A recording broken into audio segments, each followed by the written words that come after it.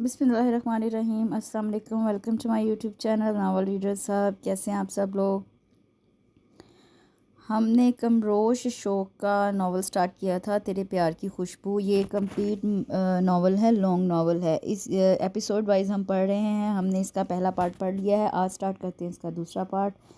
मेरी कोशिश होगी कि इसको जल्द अज जल्द ज़्यादा से ज़्यादा पढ़ के तो आपको सुनाया जाए।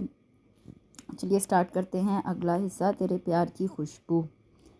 इसका मतलब है आपकी माहियों रस्म हुई तो मेरे नाम की, आपके हाथों पर मेहंदी लगी, वो मेरे नाम की दुल्हन बनी। ये सुर्ख जोड़ा अपने नाजुक वजूद पर सजाया। और सबसे बड़ी बात और अहम बात, क्या आपका निकाह भी मुझसे हुआ तो फिर शब ज़फ़ाफ भी मुझे आपके साथ ही मनानी चाहिए। किस कदर भरपूर मुस्कुराहट होंठों पर सजाई उसके दिलकश खूबसूरत सरापे को नहायत बेबाक नज़रों से बगौर तक रहा था। मकसूम की तो जैसे जान ही निकल गई हो। उसने अपना भारी सुर्ख आंचल मजबूती से पकड़ लिया, जैसे वो अपने कहे पर अमल ही न कर ले। वो खौफज़दा होकर पीछे जाने लगी और आरफीन उसकी खौफजदगी को देखकर बहुत महफूज होता हुआ आगे बढ़ा था, यहाँ तक कि वो पीछे दीवार से बिल्कुल चिपक के रह गई थी। देखिए, मैं कहती हूँ आप वहीं रुक जाइए, वरना मैं आपको जान से मार दूंगी। जाने कैसे ज़बान से बिना सोचे समझे फिसल गया और आरफीन होले से हंस दिया और 2 कदम आगे बढ़कर उसके करीब झुका था।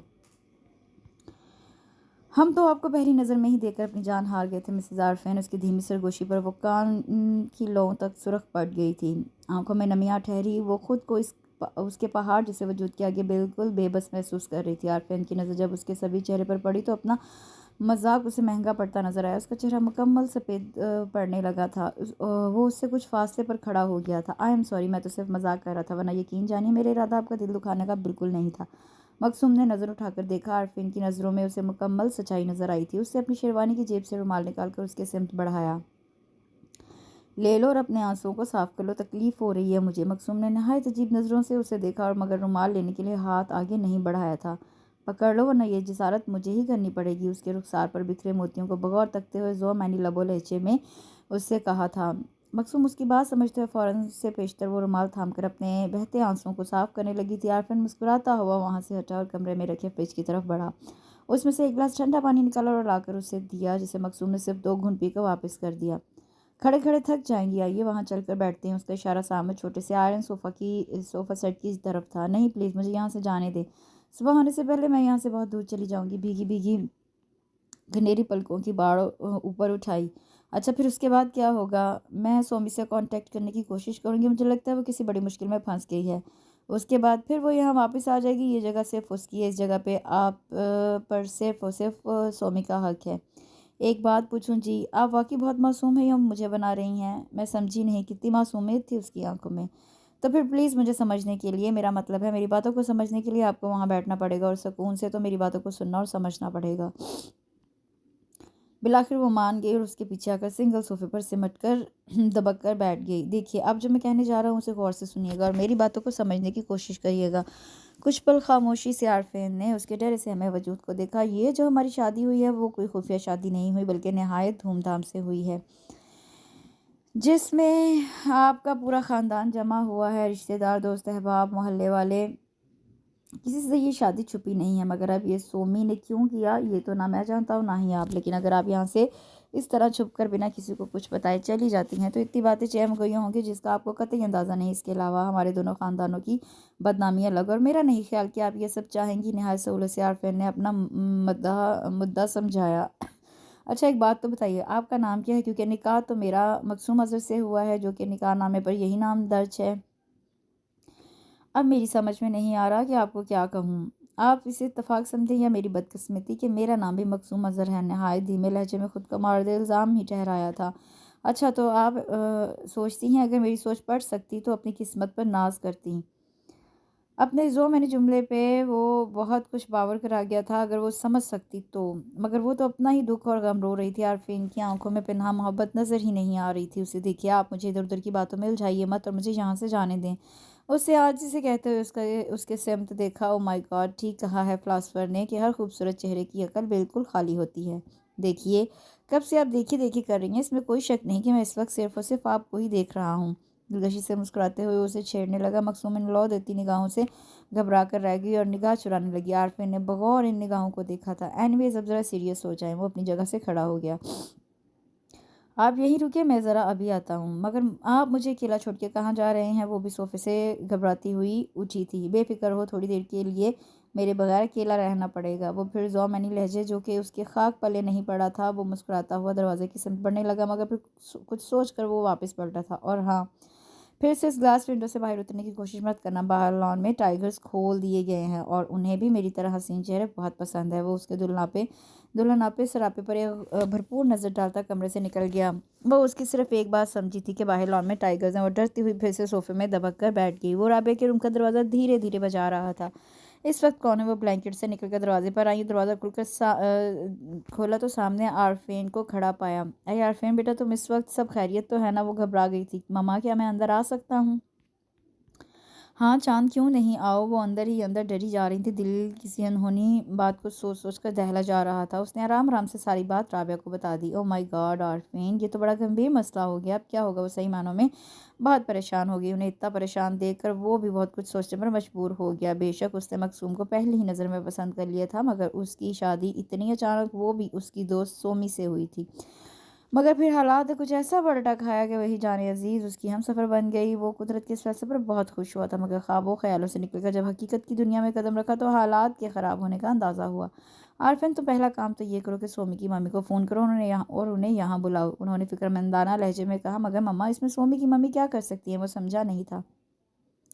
ارے بیٹا، سومی ان کی بیٹی ہے جس کی شادی تم سے ہونی تھی، مگر وہ کیا وجہ ہے کہ سومی کی دوست سے تمہاری شادی کر دی گئی؟ اور پھر سب سے بڑی بات کہ کل ولیمے کی تقریب ہے، اور یہ بات ان کے علم میں ہے یا نہیں؟ اور اگر ہے تو انہوں نے ایسا کیوں کیا؟ یہ تو ہمارے ساتھ سراسر دھوکہ ہے۔ آپ ٹھیک کہہ رہی ہیں مما، مگر مقصوم کا کہنا یہی ہے کہ وہ لا علم ہے، سومی کی حرکت سے بے خبر ہے۔ وہی تو میرا مطلب ہے عارفین، مگر میں پھر بھی بہت کنفیوز ہوں۔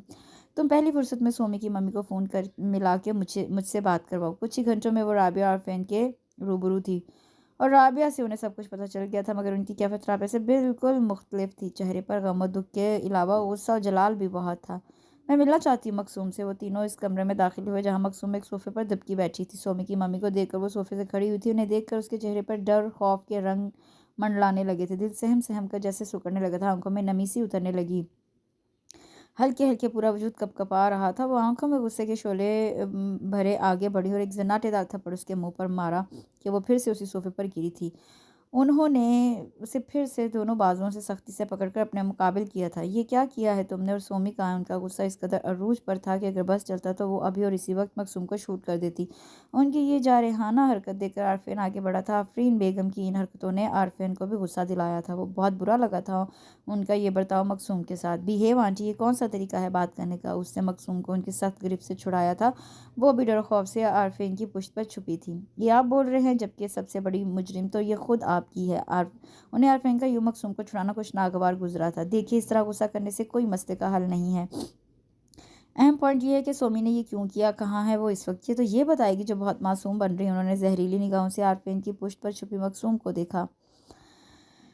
مجھے تو لگ رہا ہے کہ اسی نے کچھ گڑبڑ کی ہے، میری بھولی بیٹی کو ورگلایا ہے۔ پوچھا اس لڑکی سے کہ کہاں ہے سومی؟ اچھا، تو اس نے آپ کی بھولی بیٹی کو ورگلایا، اور وہ اتنی بھولی تھی کہ اس کے ورگلانے میں آ بھی گئی؟ عارفین بیٹا، آپ نہیں جانتے، ایسی لڑکیوں کو امیر لڑکوں کو پھانسنے میں بہت آگے ہوتی ہیں۔ اچھا، ویری گڈ۔ تو پھر آپ کی اپنی بیٹی کو کیا کہا جائے گا؟ انہیں اپنا نہیں تو کم از کم آپ کی عزت کا ہی خیال رکھنا چاہیے تھا۔ شادی والے دن گھر سے بھاگ جانا، یہ کون سی عقل مندی ہے؟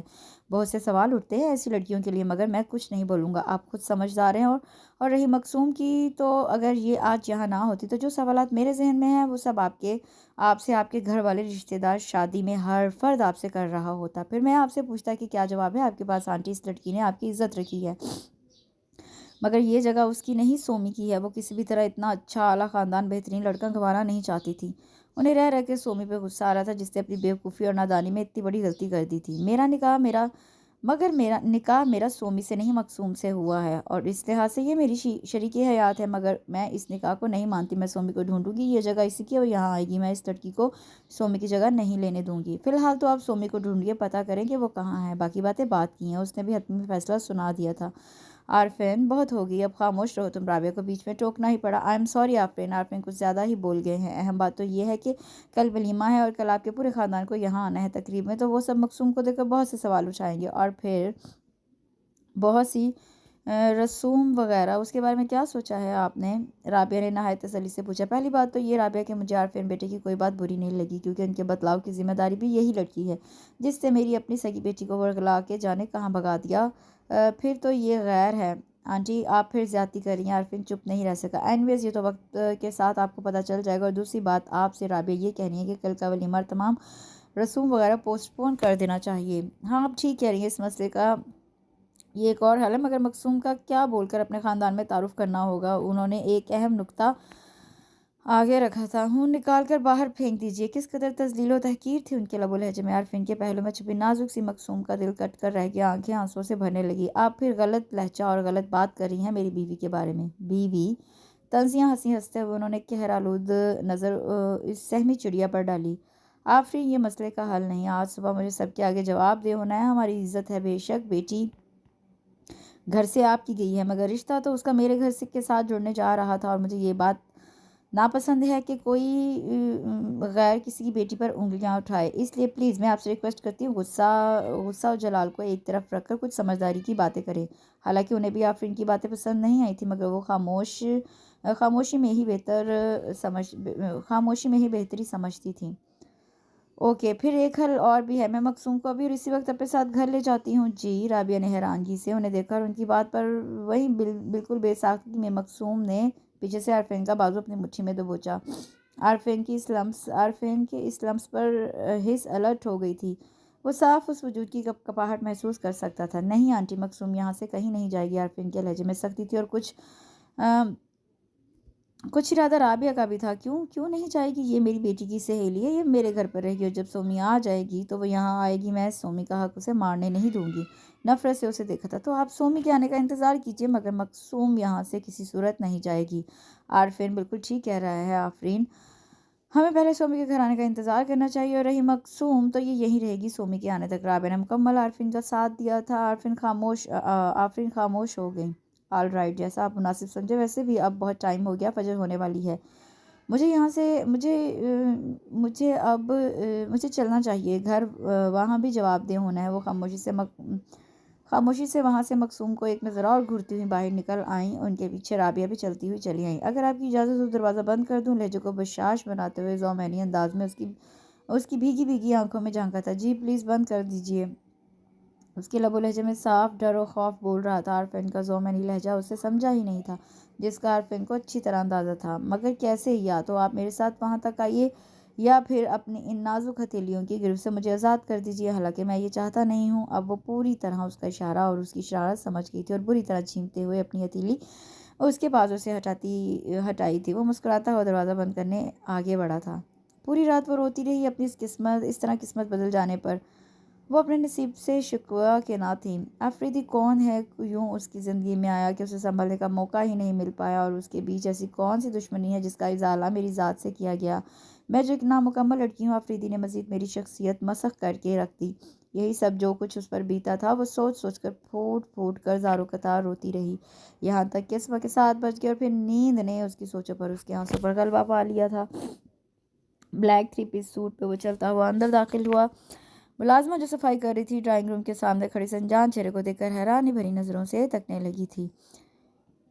वानिया शेख का है? मुख्तसर सा सवाल था, यानी उसके आगे कोई सवाल नहीं। जी वो तो अपने कमरे में सो रही है। आफरीदी ने हैंड वॉच देखी, जहाँ सुबह के 10 बज रहे थे। ओके तुम अपना काम करो, मैं खुद देखता हूँ। आफरीदी ने मुलाजमा पर एक नज़र डाली, तेज़ी से सीढ़ियाँ चढ़ता चला गया। उस मुलाजमा की कुछ सुने बगैर कि वो ये कहना चाह रही थी कि उनके कमरे में कोई भी उनकी इजाज़त के बगैर नहीं जा सकता। उन्हें कोई नींद से नहीं उठा सकता जब तक कि वो खुद नहीं उठ जाती। आफरीदी बगैर ना किए अंदर दाखिल हुआ, जहाँ सामने जहाज़ी साइज़ बेड पर नज़र पड़ी, जहाँ पिंक ब्लैंकेट में वो सिकुड़ी सिमटी सी बेखबर सो रही थी। रुखसार पर जा बजा आंसुओं के खुश्क निशान था, जिसका मतलब था वो पूरी रात रोती रही। आफरीदी ने पूरे कमरे में नज़र दौड़ाई, जहाँ उसे अपनी मतलूबा शय मिल गई थी। ड्रेसिंग टेबल के पास रखी आयरन चेयर उसने उठाई और उसके बेड के करीब रखी। नहायत आराम से उस पर विराजमान हुआ था। बगौर उसके चेहरे को तकते अपनी शहादत की उंगली उसकी बंद पलकों पर फेरी। मर्दाना लम्स महसूस करके वानिया ने अपनी आंखें खोली थी। वही चेहरा जिसे उसने पूरी रात शिद्दत से नफरत की थी। उसे अफरीदी की भारी हथेली अपने चेहरे से बुरी तरह झटकी थी, और एक झटके से वो उठ बैठी थी। तुम्हारी इतनी हिम्मत कि तुम मेरे बेडरूम में आ सकते हो? چہرہ غصے سے سرخ ہو گیا تھا۔ آفریدی طنز یا مسکراہٹ لیے وہیں چیئر سے اٹھا اور اس کے پاس بیڈ پر بیٹھا تھا۔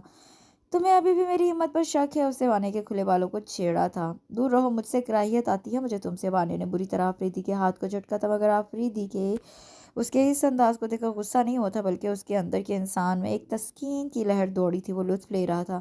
مگر کیا کرے، اب تمہیں اسی کراہیت زدہ انسان کے نام کے ساتھ اپنی پوری زندگی گزارنا پڑے گی وانیہ آفریدی۔ نہیں، میں ایسا کچھ بھی نہیں ہونے دوں گی، میں بہت جلد اس نام سے چھٹکارا پا لوں گی۔ وہ صرف اسے گھور کے رہ گئی۔ ویری گڈ، مگر کوئی ریزن تو دو گی نا اس نام سے چھٹکارا پانے کے لیے؟ یہی ریزن کیا کم ہے کہ تم نے مجھے کڈنیپ کر کے زبردستی نکاح کے پیپر سائن کروائے تھے؟ مگر اس ریزن کا کوئی ثبوت نہیں۔ وہ پھول اسے چڑھانے کے موڈ میں تھا اور کامیاب بھی رہا تھا اپنی اس حرکت پر۔ وہ سب میں کچھ نہیں جانتی، بس میں اتنا جانتی ہوں کہ میں کسی بھی قیمت پر تم سے طلاق لے کر رہوں گی۔ میرے بابا کا بہت اثر و رسوخ ہے۔ وہ پھنکاری تھی۔ چلو پھر دیکھتے ہیں تمہارے بابا ریحان شیخ کا اثر و رسوخ میں، مگر میری ایک بات تم کان کھول کر سن لو۔ آفریدی نے اس کے بازو زور سے پکڑ کے جھٹکے سے اپنے قریب تر کیا کہ وہ اپنا توازن برقرار نہیں رکھ پائی اور سیدھی اس کے پہاڑ جیسے وجود سے ٹکرائی تھی۔ تم کسی بھی عدالت میں، کورٹ کچہری میں جاؤ، کتنی ہی کوشش کر لو تم باپ بیٹی، مگر میں تمہیں کسی بھی قیمت پر طلاق نہیں دوں گا۔ یوں سمجھ لو کہ تم میرے وجود کا وہ ناسور بن کر ہوگی جسے میں تمہاری لاکھ کوششوں کے باوجود بھی کاٹ کر نہیں پھینک سکتا۔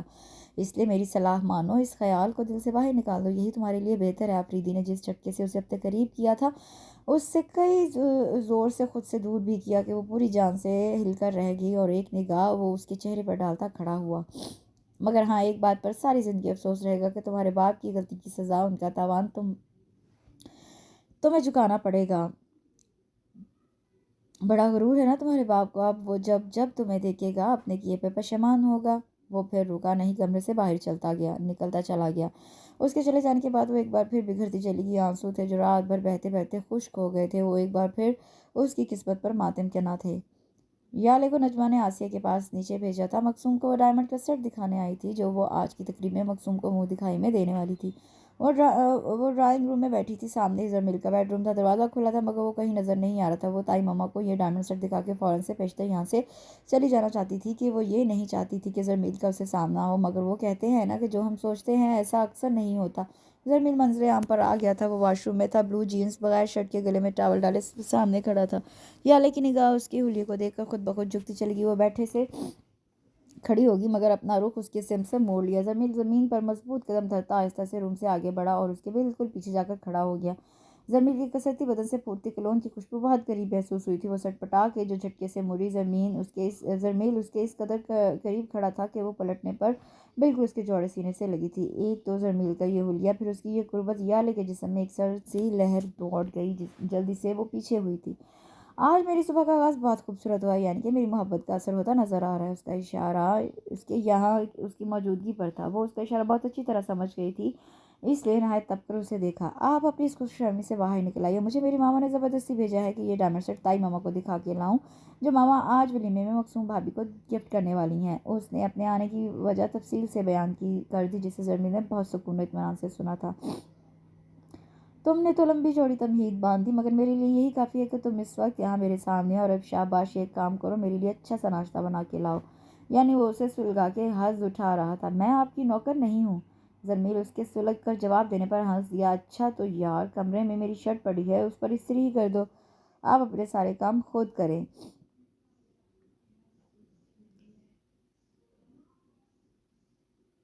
تو تمہیں بیوی بنا کر لایا تو ہوں۔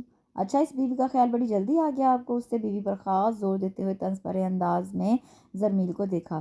چلو آ تو گیا نا، بحث چھوڑو، کمرے میں چلو، مجھے تم سے کچھ کام ہے۔ زرمیل نے اس کی نازک کلائی پکڑ لی۔ یالے بری طرح گڑبڑا کے رہ گئی۔ اس کی بے تکلف حرکت پر بات تو وہ اس طرح کر رہا تھا جیسے بہت اچھے تعلقات ہیں دونوں کے درمیان، جیسے کبھی کوئی حادثہ ان کی زندگی میں آیا ہی نہیں، مگر ساتھ ہی یہ خیال بہت تیزی سے کوندا کہ ارشد گھر میں ہے اور وہ کسی بھی وقت نیچے آ سکتا ہے، کیونکہ باہر جانے کا راستہ یہیں سے نکلتا تھا۔ زرمیل، چھوڑیے میرا ہاتھ، ارشد بھائی گھر میں ہے۔ یالے نے جھٹکے سے اس کی مضبوط ہتھیلی سے اپنی کلائی چھڑائی تھی۔ میں نے تم سے کہا تھا نا کہ مجھے تمہارے اور اپنے بیچ کسی تیسرے وجود کا ذکر برداشت نہیں ہے، اور تم نے پھر اس سالے کا نام لیا۔ زرمیل، مائنڈ یور لینگویج، اب آپ گالیاں بھی بکنے لگے ہیں، شرم آنی چاہیے آپ کو۔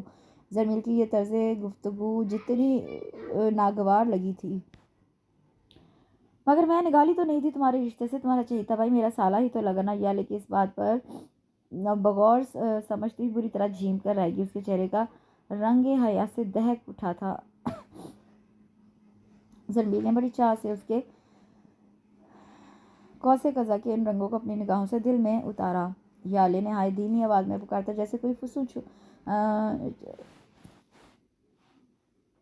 फुसू फूटा हो।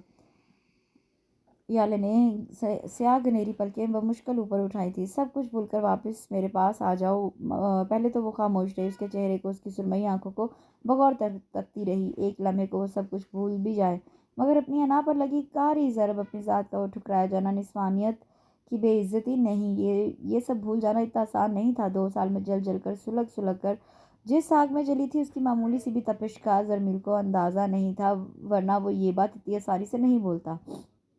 नहीं, कभी नहीं। मैं आपके पास वापस नहीं आऊँगी आपके लिए। चाहे भूल जाना आसान हो, मगर मेरे लिए वो सब कुछ, वो एक रात भूलना मुश्किल ही नहीं, नामुमकिन भी है। इन 2 सालों में जितना मैं और मेरे चाहने वाले तड़पे हैं, आप उसका मदावा नहीं कर सकते। सब कान समंदर भरने लगे थे। मैं आपसे नफरत करती हूँ, शदीद नफरत। मत आया करें मेरे सामने। मुझे वो लम्हात फिर से याद आने लगते हैं, जख्म उधड़ने लगते हैं। आपको देखकर तकलीफ होती है मुझे। वो फिर रुकी नहीं सकती हुई वहाँ से भागती हुई ऊपर गई थी, और वो वहाँ पत्थर का मुजस्मा बन के रह गया। ऐसा ग्लेशियर जो जाने कब याले की मोहब्बत की गर्मी से पिघलेगा।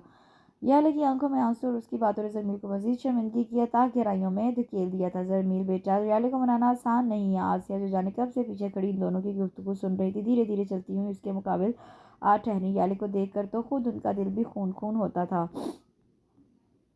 कलेजा मुंह को आता था। जानता हूँ मम्मा, मगर मैं हिम्मत नहीं हारूंगा। मैं याले को उसकी खुशियाँ, वो मोहब्बत वापस दूंगा जो उसका हक है। मैं उसे अपने पास वापस बुला लूँगा। ये रास्ता कठिन ज़रूर है, मगर मैं हर मुश्किल पार कर लूँगा। उसने आसिया के दोनों हाथ अपने मजबूत हाथों में थाम लिए। इंशाल्लाह मेरे चांद, जीत तुम्हारी ही होगी। उन्होंने दिल से दुआ दी और उसकी चौड़ी पेशानी पे बोसा देते हुए उस डायमंड का सेट उठाया जो याले टेबल पर रखकर चली गई थी। इसलिए ऊपर के पोर्शन की जानी उसे लिए ऊपर की पोर्शन जानी बढ़ गई। दरवाजे पर जोर जोर से दस्तक दी जा रही थी। आरफिन बेड पर बेखबर सो रहा था। मकसूम को उसकी बेखबर नींद का अंदाज़ा तो हो गया था कि चाहे आंधी आए तूफान आए, वो अपनी नींद पूरी करके ही उठता है। ये कोई दूसरी तीसरी बार था जो दरवाज़ा बजा बजा कर थक हार कर चला गया, मगर अब दरवाजे को जिस तरह पीटा जा रहा था, लग रहा था कि दरवाजे को तोड़ कर ही दम लेंगे। बिलाखिर मकसूम सोफे से उठे, बेड की सिमट पड़ी जहाँ वो पूरे बेड पर तसल्लुफ़ जमाए बेखबर सो रहा था। सुनिए, उठिए ना, दरवाजे पे कोई है। बिना उसको हाथ लगाए मकसूम आहिस्तगी से बोली, मगर वो था कि टस से मस ना हुआ। इसी शेषपंज में वो खड़ी सोचती रही कि नज़र अलार्म घड़ी पर पड़ी। यही तरीका ठीक रहेगा। उसने अलार्म घड़ी उठाई और रोके करके बिल्कुल उसके कान के नज़दीक रख दी। आरफिन बुरी तरह घबरा के रह गई। या अल्लाह खैर। मकसूम की दबी दबी मुस्कुराहट उससे मख्फी ना रह सकी। ये कौन सा सोरे इसराफील था? दरवाजे पर कोई है, तीसरी बार आया है कोई। आप प्लीज़ देखिए। वो तो सब ठीक है, मगर आपको कोई और तरीका नहीं आता नींद से जगाने का? वो कान खुजाता उठ के बैठा था और अलार्म को ऑफ करके टेबल पर रखा। नहीं। उसने नफ़ी में इधर उधर गर्दन घुमाई। आरफिन उसे बगौर तकता हुआ गहरी सांस लेते हुए बेड के नीचे उतरा था। अगर हम में इतनी फ्रेंडशिप होती तो मैं ज़रूर बताता कि नींद से कैसे जगाया जाता है। वो जो मैंने में कहता हुआ आगे बढ़ा, और उसके जो मैंने बात का मतलब समझते हुए वो कान की लौं तक सुर्ख पड़ गई। यार क्या आरफीन भाई, आपने तो हद कर दी। हम कल से एक्साइटेड हो रहे हैं कि मकसूम भाभी को देखें, और आप है कि उठ के ही नहीं दे रहे। बेदुकान बोलती सबसे पहले आरफीन की बिना इजाज़त दिए माहीन अंदर दाखिल हुई। उसके पीछे हीरा और याले भी थी। माशाल्लाह, ज़बरदस्त, ब्यूटीफुल, वाओ। इस तरह के बहुत से कमेंट्स मकसूम ने अपने लिए सुने थे। वो इन लोगों को देखकर घबरा ही गई। समझ नहीं आ रहा था क्या करे। वो सब उसको घेर कर खड़ी होगी। जब भी उसकी मदद के लिए निगाह एक चेहरे पर उठी थी, वो इन स्याह कांच में रकम तहरीर, वो भला कैसे नहीं समझ सकता था। नींद तो वो वैसे ही पूरी हो चुकी थी, अब और क्या सोना, यही सोचता वो आगे बढ़ा। देख लिया, अब चलो निकलो कमरे से, शाबाश। व्हाट? इन तीनों का इस इज्जत अफजाई पर मुंह खुले का खुला रह गया। उसे कहते हैं जोरू का गुलाम। याला ने बेसाख्ता होकर आरफिन का रिकॉर्ड लगाया। आरफिन याले के इस बेसाख्ता जुमले पर कुछ खज्जल सा हो गया, लेकिन अगर वो मामूली सा भी ढीला पड़ जाता तो यकीनन ये उसकी कमज़ोरी होगी, जिसका ये लड़कियां भरपूर फ़ायदा उठाती। हाँ, तो इसमें क्या कोई शक है? भैया हमारी मिसेज हैं इतनी प्यारी और खूबसूरत कि उनका गुलाम होना पड़ेगा। उससे इन तीनों लड़कियों को साइड में किया, खुद मकसूम के बराबर में जाकर खड़ा हो गया। आरफीन भाई, आप तो बड़े ही बेशर्म हैं। हम तो समझे थे कि इस घर में एक ही बेशर्मी का पीस याले है, मगर यहाँ तो आप उससे भी आगे हैं। माही ने आरफिन को रगेदने के साथ याले से भी अपना पिछला हिसाब बेबाक करना चाहा। हेलो, एक्सक्यूज़ मी, तुम यहाँ मेरे साथ आरफिन भाई का रिगार्ड लगाने आई हो या मेरी टांग खींचने? याले ने कमर कस ली। याले? आरफिन ने याले को घूरा था। مجھے یقین ہے ایسا تخریب کار دماغ تمہارا ہی ہو سکتا ہے. کیا مطلب ہے آپ کا عارفین بھائی؟ یہاں اور سب بہت معصوم ہے. ٹھیک ہے، نہیں کرتی میں آپ سے بات، ورنہ اور نہ ہی آپ مجھے منانے کی کوشش کیجیے گا. یالے وارن کر کے جانے لگی. ارے ارے میری سویٹ سسٹر، میں تو مذاق کر رہا تھا. عارفین نے جلدی سے اس کا ہاتھ پکڑ کے اسے روکا. عارفین بھائی ابھی آپ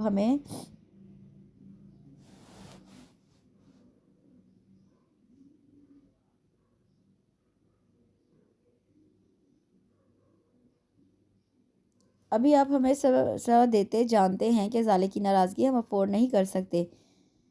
ہیرا شرارت بڑی مسکراہٹ چہرے پر سجا کے آگے بڑھی تھی.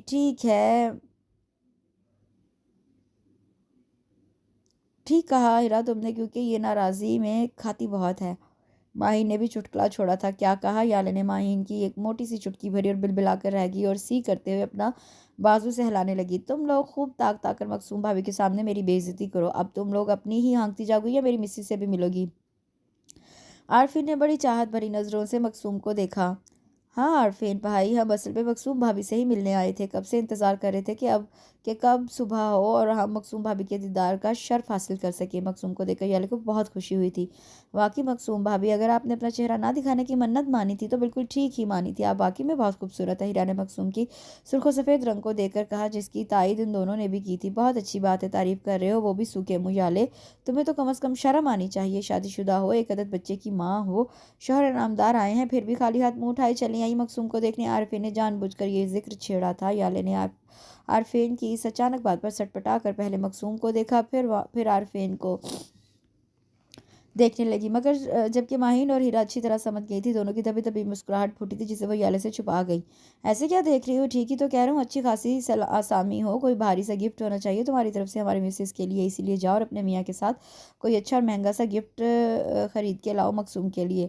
اور اگر اسے سلگا رہا تھا تو کامیاب رہا تھا. یالے سر تپ سلگ کر رہ گئی. عارفین بھائی، اگر آپ کو گفٹ ہی چاہیے تو وہ میں دے دوں گی، بھاری اور مہنگا، مگر اس کے لیے مجھے کسی کی بھی ضرورت نہیں. اس نے کچھ سختی سے عارفین کو جواب دیا تھا. ابھی کچھ دیر پہلے ہی تو بڑی مشکل سے سنبھلی تھی کہ عارفین کی بات نے پھر سے اس کے دل کے زخم پر نمک چھڑک دیا. وہ پھر رکی نہیں. ہیرا کو سائڈ میں کرتی وہاں سے نکلتی چلی گئی. وہ سب اسے آواز ہی دیتے رہ گئے مگر کسی کی پکار پر اس سے کان نہیں دھرے تھے. ماحول یکدم سنجیدہ ہو گیا تھا. یہ اونٹ کس کروٹ بیٹھے گا؟ ہیرا نے پرسوچ لب و لہجے میں دروازے کی سمت دیکھا تھا. بیٹھے گا، ضرور بیٹھے گا، اور اس کا کوئی سالڈ حل نکالنا پڑے گا. عارفین کی بھی سوچتی نگاہیں دروازے پر تھی. اسی پل ہیرا اور ماہین کی نگاہ مقصوم پر پڑی، جو ناسمجھی کی کیفیت میں انہیں دیکھ ہی رہی تھی. یہ لو بتاؤ ذرا، ہم نے مقصوم بھابھی کو بھی پریشان کر دیا، وہ بھی کیا سوچ رہی ہوں گی؟ ماہین کے کہنے پر عارفین کی نگاہ اپنے برابر میں کھڑی مقصوم پر ٹھہر گئی. ابھی تو فی الحال کچھ نہیں سوچ رہی ہیں، مگر بہت جلد تم لڑکیوں کی بیوقوفیاں سمجھ جائے گی. عارفین بھائی دونوں کی زوردار چیخ نکلی تھی. ٹھیک ہے، آج ولیمہ ہے، آپ نکلوا کے دیکھ لیں ہم سے گفٹ. ہیرا نے اپنے تئیں دھمکی دی. پھر تو گفٹ تمہیں ابھی دینا پڑے گا،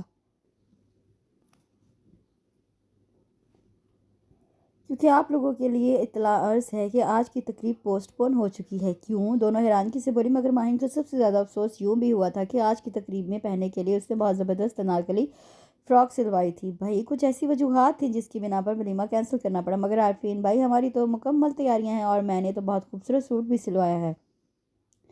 تو کوئی بات نہیں، ہم آج کا سوٹ ضائع نہیں ہونے دیں گے. ایک کام کرتے ہیں، آج رات کا ڈنر سب ینگ پارٹی کا میری طرف سے. اس نے شان بے نیازی سے فرضی کالر چڑھائے تھے. یہ بات ہوئی نا؟ پھر تو مقصوم بھابھی آپ کا گفٹ پکا. ہیرا خوشی سے بولتے مقصوم سے لگی تھی. وہ سب تو ٹھیک ہے، مگر ایک پرابلم ہو گئی ہے. وہ کیا؟ ارے ہماری محفل کی جان یالے ناراض ہو گئی ہے. آپ اس کی فکر مت کریں، اسے ہم منا لیں گے. بس آپ اپنی جیب گرم رکھیے گا. اور رائٹ، تو ٹھیک رات کے 8 بجے سب تیار رہنا. اوکے، ہم آپ کو 8 بجے سے پہلے ہی ریڈی ملیں گے. اچھا چلیں اب ہم ذرا مقصوم بھابھی کو تیار کروا دیں. رابعہ پھپھو نے ناشتہ بھی لگوا دیا ہوگا. ماہی نے مقصوم کی سفید دودھیا کلائی تھام لی. جی نہیں، آپ ان کی فکر چھوڑ دیں، انہیں تیار کرنے کی ذمہ داری میری ہے. میں خود انہیں لے کر آ رہا ہوں، آپ دونوں جائیے. عارفین نے بڑھ کر بلا جھجک ماہین کے ہاتھ اس کی کلائی سے ہٹایا. دونوں کا منہ کھلا کا کھلا رہ گیا، آنکھیں پھٹی کی پھٹی رہ گئی. اب جاؤ بھی. دونوں نے اپنے چہرے کا زاویہ بدلا. جا رہے ہیں. ویسے یالے نے ابھی کچھ دیر پہلے بالکل ٹھیک ہی کہا تھا. دونوں نے 2 قدم پیچھے ہٹائے تھے. کیا؟ اس نے ابرو اچکائی. چورو کا غلام. دونوں ایک ساتھ بولتی ہوئی بھاگی تھی کیونکہ عارفین نے ایک قدم آگے بڑھایا تھا. ان دونوں کے جانے کے بعد ان کی بات پر وہ مسکرا دیا. آگے بڑھ کر دروازہ لوٹ کے اور آہستہ روی سے چلتا ہوا مقصوم کے مقابلہ ٹھہرا. اس کے جھکے چہرے کو ٹھوڑی سے پکڑ کر اوپر اٹھایا اور اپنے دونوں ہاتھوں کی انگلیوں کو آپس میں پیوست کی اپنی گھبراہٹ کو کم کرنے کی کوشش کری تھی۔ عارفین نے اس کے دونوں ہاتھ تھام لیے تھے۔ مقصوم، میری سب کزنس مجھے بہت چاہتی ہیں، بالکل سگے بھائیوں کی طرح، اور میں بھی ان سے بہت محبت کرتا ہوں، اس لیے میرے حوالے سے سب تمہیں اسی طرح ٹریٹ کریں گے۔ اور یہ تو سمجھو ایک ٹریلر تھا، باہر تو ایک سے ایک منچلا اور شریر ہے، تمہیں یہاں ایڈجسٹ ہونا پڑے گا، مگر ان سب پر میرا کوئی حق نہیں۔ اتنی محبت و چاہت، عزت و احترام کی میں لائق نہیں ہوں، یہ جگہ میری نہیں ہے، اس جگہ پر یہاں میرا کوئی حق نہیں۔ عارفین نے خاموشی سے اسے سنا، بغور دیکھا تھا، مگر کچھ ہی لمحوں تک تم کس لائق ہو اور تمہارا یہاں کیا حق ہے، کبھی فرصت سے بتاؤں گا، مگر یہ بات کی بات ہے کہ یہ جگہ کس کی ہے۔ سچائی صرف یہ ہے کہ تم میری بیوی اور اس گھر کی بہو ہو، اور فی الحال یوں سمجھ لو کہ تمہیں اس گھر کی بہو بیٹی کا رول پلے کرنا ہے، مگر عارفین نے اس کے ہلتے پنک لبوں پر اپنی انگشت شہادت رکھ دی، آگے کچھ نہیں، اور اب ویسے بھی بہت دیر ہو گئی ہے، چلنا چاہیے، کہیں ایسا نہ ہو کہ گھر کے سارے افراد کمرے میں موجود ہوں۔ وہ مسکرا کر اس کے پاس سے اٹھتا ہوا وارڈروب کی جانب بڑھا اور اپنے لیے ایک سادہ سا کاٹن کا گرے شلوار قمیض ہینگر کیے نکالا، اور اس کے لیے بھی ایک ریڈ جارجٹ کا فل ایمبرائڈری سوٹ نکالا تھا۔ جلدی سے بغیر کچھ سوچے اور بولے، ریڈی ہو جاؤ۔ وہ سوٹ اس کے ہاتھ میں تھماتا ہوا واش روم میں گھس گیا تھا۔ ماما بتا رہی تھی کہ آج کا ولیمہ کینسل ہو گیا، سمرن ارشد کی ٹائی کی ناٹ ٹھیک کرتے ہوئے بولی تھی۔ ہاں پتہ چلا ہے، مگر وجہ نہیں بتائی۔ خیر ہو کہ کوئی وجہ۔ ارشد نے اپنا موبائل دیکھا جہاں حسن کی مس کالز تھیں۔ آج میٹنگ بھی ہے ہوٹل میں، ولیمے کی وجہ سے کینسل ہو گئی تھی، مگر ہوٹل میں رکھ لی ہے۔ تو آپ رات کا ڈنر ہمارے ساتھ نہیں کریں گے؟ سمرن نے ٹیبل سے والٹ اٹھا کر اس کو دیا۔ نہیں، بلکہ مجھے آج رات دیر ہو سکتی ہے۔ والٹ اور موبائل کوٹ کی جیب میں ڈالا۔ مگر عارفین نے تو ہوٹل میں ڈنر پر ہم سب کو انوائٹ کیا ہے، میری طرف سے معذرت کر لینا، اور وہ جو گفٹ خریدا تھا عارفین کی دلہن کے لیے وہ آج ہی دے دینا، جب ولیمہ ہوگا تب کی تب دیکھی جائے گی۔ ارشد نے یہ کہہ کے مرر میں ایک بار پھر اپنا جائزہ لیا، یہ بھی نہیں سوچا کہ اس کے ایسے رویے پر اس کا چھوٹا سا دل کس قدر روکھا ہوگا۔ ارشد بغیر پھر کچھ کہے اور اس کی طرف دیکھے جانے لگا کہ کچھ یاد آنے پر پلٹا، اور ہاں اگر زر مل جائے تو یالی کو جانے کی ضرورت نہیں ہے۔ یہ آپ کیا کہہ رہے ہیں؟ عارفین نے تو سب کو انوائٹ کیا۔ ارشد کے چہرے پہ معمولی سی سختی در آئی، وہ 2 قدم آگے بڑھا۔ پہلی بات تو یہ کہ مجھے بحث کرنے والی عورتوں سے سخت چڑ ہے، یہ تو تم اچھی طرح جانتی ہو۔ دوسری یہ کہ جب میں کچھ کہہ دوں تو اس سے آگے کرنے کے لیے کوئی سوال پیدا نہیں ہوتا، اس لیے اگر یالے کا کہہ دیا نہیں جائے گی تو نہیں جائے گی۔ اس نے اچھی طرح سمرن کو چھڑک دیا۔ لیکن ارشد، مقصوم کیا سوچے گی؟ کہا نا کہ مجھ سے بحث مت کیا کرو۔ کوئی کیا سوچتا ہے مجھے یا تمہیں، اس سے کوئی فرق نہیں پڑنا چاہیے، اور اب اپنی فضول بکواس میں مجھے مزید دیر مت کرواؤ۔ وہ اسے گھورتا ہوا بریف کیس اٹھا کمرے سے نکلتا چلا گیا۔ سمرن کی آنکھوں سے چند موتی ٹوٹے اور اپنا اصل کھوتے گئے۔ ٹیکسی شیخ فلاح کے پاس آ کر رکی تھی۔ چوکیدار ریحان شیخ کو دیکھ کر اپنی چیئر سے اٹھا اور ٹیکسی کا دروازہ کھولا۔ وہ باہر نکلے۔ چوکیدار نے ان کا سوٹ کیس ٹیکسی سے نکالا اور اندر بڑے سارے ملازمین نے انہیں سلام کیا تھا، جن کا انہوں نے جواب دیا۔ ڈرائیور کو مخاطب کیا، تم ایک کام کرو، گاڑی تیار کرو، میں فریش ہو کر آتا ہوں، پھر وانیہ کو لے کر آنا ہے۔ مگر بڑے مالک، وہ تو گھر پر ہی ہیں۔ ڈرائیور نے ادب سے جھک کر کہا، گھر پر؟ مگر وہ تو اپنی سہیلی کے رکی تھی۔ جی بڑے مالک، مگر وہ تو اسی رات کو ہی گھر واپس آ گئی تھی، اور انہیں کوئی صاحب چھوڑ کر گئے تھے۔ اچھا، کون صاحب تھے؟ یہ تو میں نہیں جانتا، اور نہ ہی میں نے انہیں یہاں پہلے کبھی دیکھا ہے۔ ریحان شیخ نے اسے خاموشی سے دیکھا اور کچھ کہے بنا وانیہ کے کمرے کا رخ کیا تھا۔ ہلکے سے دروازہ نوک کیا، مگر اندر سے جواب نہ دارا، تو انہوں نے دھیرے سے دروازے پر ہاتھ رکھا تو وہ کھلتا چلا گیا۔ کمرہ پورا گمبھیر خاموشی اور اندھیرے میں ڈوبا ہوا تھا۔ انہوں نے سوئچ بورڈ پر ہاتھ مارا، کمرہ روشنیوں میں پورا نہا گیا۔ انہوں نے پورے کمرے میں نگاہ دوڑائی، ایسا لگ رہا تھا جیسے کتنے دنوں سے کمرے کی صفائی ستھرائی نہیں ہوئی ہے، اس قدر پھیلا ہوا تھا۔ ان کی متلاشی نگاہیں بیڈ کے پاس دبی اس کارپٹ پر سکڑی سمٹی ہوئی وجود پر پڑی، جسے پہچاننے میں انہیں ذرا دیر نہ لگی۔ وانی میری جان، ان کے لب و لہجے میں اس قدر تڑپ تھی، اور وہ جو لوٹی پوٹی سی اپنی دنیا میں گمسم تھی۔ اپنے چاہنے والے بابا کی آواز پر اس نے چہرہ اوپر اٹھایا۔ ریحان شیخ کا دل کسی نے مٹھی میں دبوچ لیا ہو۔ کتنے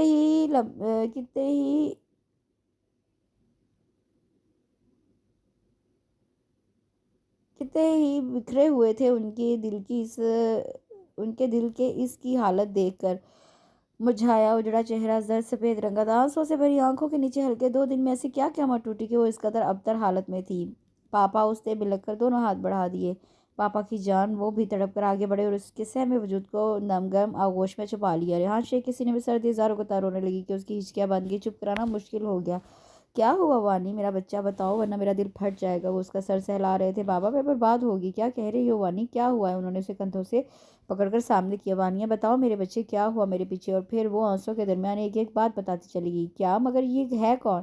मैं कुछ नहीं जानती पापा, वो भी आपको बहुत बुरा भला बोल रहा था। रेहान शेख सोचने पर मजबूर हो गया, आखिर उन्होंने ऐसा कौन सा गुनाह कर दिया जिसकी सज़ा उनके जिगर गोशे उनकी बेटी को मिली थी। पापा वो बहुत बुरा है, मैं उसकी शक्ल भी नहीं देखना चाहती, आप मुझे उसके नाम से आज़ाद कराइए।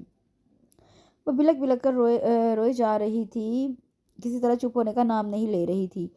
कूल डाउन बेटा, जैसा तुम चाहोगी वैसा ही होगा। कुछ ही देर में उसे सलाखों के पीछे जाग सलाह करवा दिया तो मेरा भी नाम नहीं, उसे तुम्हारे एक एक आंसू का हिसाब देना होगा। उन्होंने उसके बालों पर बोसा लिया और रुमाल से उसका भीगा चेहरा साफ किया। चलो शाबाश, खड़ी हो, पता नहीं कब से बैठी हो, मुझे यकीन है कि कल से कुछ खाया भी नहीं होगा। उन्होंने नहायत आराम से उसे सहारा देकर उठाया और वो आहिस्ता से बेड पर बिठा दिया। नूरी, उन्होंने नौकरानी को आवाज़ दी। जी बड़े मालिक। वो फ़ौरन हुक्म की तामील करती हुई दौड़ती चली गई। सबसे पहले वानी के लिए कुछ फ्रूट्स और दूध लेकर आओ, आज मैं खुद अपनी बेटी को अपने हाथ से खिलाऊंगा। फिर अच्छी तरह उसके कमरे की सफाई करना। वो जानते थे कि वानिया ने कमरे में आने की किसी को इजाज़त भी नहीं दी होगी। अपने जान से अजीज़ बाबा को सामने पाकर कुछ ठारस हुई, एक मजबूती का एहसास जागा था। कुछ ही देर में नूरी फ्रेश फ्रूट्स और दूध ले आई। रेहान शेख उसके मना करने के बावजूद उसको खिलाते चले गए। पापा बस करे, मैंने बहुत खा लिया। वो दूध भरा गिलास उसके मुंह से लगा रहे थे। कोई बहुत नहीं खाया, अपनी हालत देखो, मैं तो इतना पछता रहा हूँ कि या तो मुझे जाना नहीं चाहिए था या अपने साथ ज़बरदस्ती ही ले जाता तो बेहतर था। उन्होंने ज़बरदस्ती उससे दूध का आधा गिलास पिला दिया। ठीक कह रहे हैं आप बाबा, मुझे आपकी बात मान लेनी चाहिए थी। वो सर झुकाए शर्मिंदगी से बोली। लेकिन खैर छोड़ो, अब तुम्हें और ज़्यादा हल्कान होने की ज़रूरत नहीं, मैं आ गया हूँ, सब ठीक हो जाएगा। उन्होंने उसके झुके सर पर शफकत से हाथ फेरा था। फिर कितनी ही देर तक वो दोनों एक दूसरे से बातें करते रहे थे। वानिया बहुत हद तक संभल गई थी। मगर बाबा, आज तो वलीमा था, आपने अटेंड क्यों नहीं किया? हाँ था, मगर आज की तकरीब पोस्टपोन हो गई। पोस्टपोन? उसके चेहरे पर हैरानगी धरी। मगर क्यों पापा? पता नहीं बेटा, और ना ही राबे ने बताया होगी कोई वजह, लेकिन वो तुम्हारा बहुत पूछ रही थी और आरफैन भी नाराज़ हो रहा था। बोल रहे थे कि मकसूम को लेकर वो खुद तुमसे मिलाने आएंगे। ये तो उनकी मोहब्बत है बाबा, वो खुश दिली से बोली। उसी दौरान रेहान शेख का मोबाइल बज उठा। उन्होंने मोबाइल स्क्रीन देखी, जहाँ कोई नया नंबर चमक रहा था। उन्होंने ओके का बटन प्रेस किया। हेलो, अस्सलाम वालेकुम सुसर जी ने चहकती हुई आवाज़ गूंजी थी। रेहान शेख की गुस्से से रगें तन गईं। क्या बेहूदगी है ये? कौन बात कर रहा है? अरे ओ, आई एम सॉरी, मुझे पहले अपना आपसे इंट्रोडक्शन करवाना चाहिए था। यूँ अचानक धचका देकर आपकी हार्ट बीट्स नहीं बढ़ानी चाहिए थी। तो मिस्टर रेहान शेख, मैं आपका दामाद बात कर रहा हूँ। उसके इस सवाल पर रेहान शेख के असाब में खिंचाव सा आ गया। तो तुम ही हो जिसने मेरी बेटी को किडनैप करके ज़बरदस्ती निकाह किया है? तुम बस मेरे सामने एक बार आ जाओ, मैं तुम्हारा वो अशर करूंगा, तुम्हारी सात पुश्ते याद रखेंगी। वो गुस्से से धाड़े थे। वानिया जो उन्हें देख रही थी समझ गई कि मोबाइल के उस साइड कौन बात कर रहा है। वो अंदर तक सहम गई। ज़रूर ज़रूर सुसर जी, मैं ज़रूर आपके सामने आऊँगा, बल्कि आज रात के डिनर पर मुलाकात कर लेते हैं। अपनी बेटी से कहना मेरे लिए अच्छा सा डिनर बनवा कर रखे। वो धीरे से हंस दिया। डिनर ही नहीं, बल्कि सुबह का नाश्ता और दोपहर का खाना अब तुम हवालात में ही खाओगे, वो भी पुलिस के गर्म हंटर समेत। ये तो वक्त बताएगा मिस्टर रेहान शेख के हवालात कौन जाता है। मगर मेरी एक बात याद रखना, अगर तुम हमारे निजी दुश्मनी में पुलिस को इन्वॉल्व करोगे तो सरासर नुकसान तुम्हारा और तुम्हारी बेटी का ही होगा। निजी दुश्मनी? वो पुरसोच अंदाज में बोले। कौन हो तुम और तुम्हारी मुझसे क्या दुश्मनी है? पता चल जाएगा, सब पता चल जाएगा। इतनी भी क्या जल्दी है? देखो, मैं तुम्हें नहीं जानता, लेकिन अगर मेरी बेटी पर आंच भी आई तो तुम्हें जिंदा दरगोर कर दूंगा। आंच? कितनी जोर से वो हंसा था, जैसे वो मजाक उड़ा रहा हो। रेहान शेख, तुम आंच की बात करते हो? तुम्हारी बेटी अब आग की लपेट में, किस कदर तकलीफ होती है ना जब किसी अपने को कोई मामूली सा भी जख्म पहुंचे। लेकिन खैर, तुम्हें भी जब भी पता चलेगा, जब तुम खुद इस तकलीफ दे मरहले से गुजरोगे, और तुम्हें इस तकलीफ से हम किनार कराना ही तो मेरा मकसद है। तो ठीक है, तुम्हारी दुश्मनी मुझसे है ना, तो मेरी बेटी को बीच में क्यों लाए? मर्द थे तो मर्दों की तरह सामने से आकर वार करते। खैर, इस मर्द वाली बात को तो रेहान शेख जाने ही दो, क्योंकि तुमसे बेहतर मर्दों की खूबियों से कोई वाकिफ नहीं होगा। नहायत तंज में डूबा जहरीला तीर उससे भयंकर, जो उनके खाक भी पल्ले नहीं पड़ा था। क्या कहना चाहते हो तुम? छोड़ो इस बात को, अब जो भी बात होगी रूबरू होगी, इसलिए अब अपने सुसर जी से इजाज़त चाहूँगा। चुराने वाले अंदाज में कहता वो मोबाइल ऑफ कर गया। यहाँ से रेहान शेख हेलो हेलो ही करते रह गए। पता नहीं कौन खबीस है, उन्होंने मुंह में बड़बड़ा कर मोबाइल को घूरा। वो आएगा पापा, और अगर वो कह रहा है तो वो ज़रूर आएगा पापा, वो बहुत ख़तरनाक है। वानिया एक बार फिर से बिखरती चली गई। आने तो बेटा, यही तो मैं चाहता हूँ कि वो यहाँ आए, मगर वो यहाँ से अपने घर नहीं हवाला जाएगा, जेल की सलाखों के पीछे। जब खुराक मिलेगी तो आइंदा तुम्हारा नाम भी ज़बान पर लाने के लिए 100 बार सोचेगा। वो वानिया का सर अपने सीने से लगाकर शफकत से उसका सर सहलाने लगे। उसके नैन कटोरे फिर से भरने लगे थे। वो अच्छी तरह जानती थी कि उसके बाबा की ये तसल्ली सिर्फ तसल्ली ही रहेगी। वो आएगा, अपने कहे पर अमल करेगा। अभी से उसका दिल डूबता चला जा रहा था।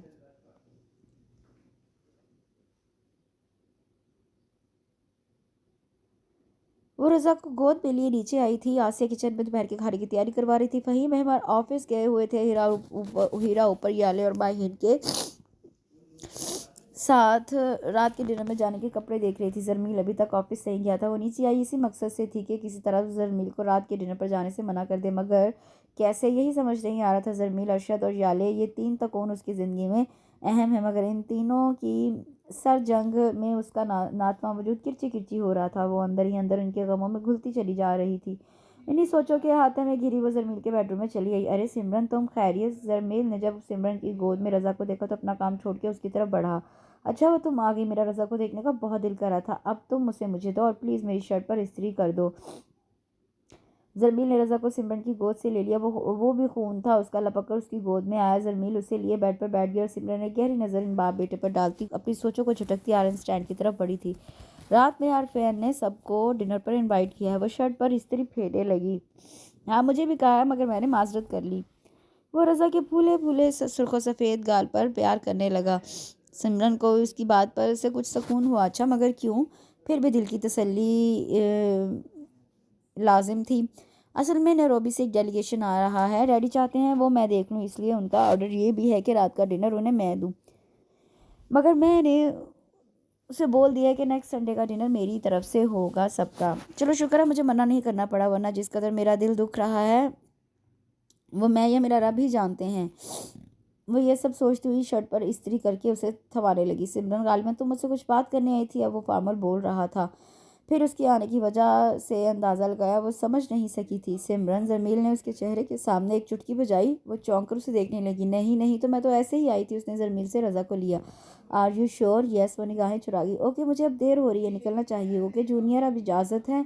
उसने रज़ा के बाल बिगाड़े तो वो काइयाँ भरने लगा। उसके चले जाने के बाद सिमरन ने पूरे कमरे का जायज़ा लिया। जहाँ बेड साइड टेबल पर उसे याले की खिलखिलाती हुई तस्वीर नज़र आई, जिसे वो गहरी नज़रों से देखती हुई कमरे से निकलती चली गई।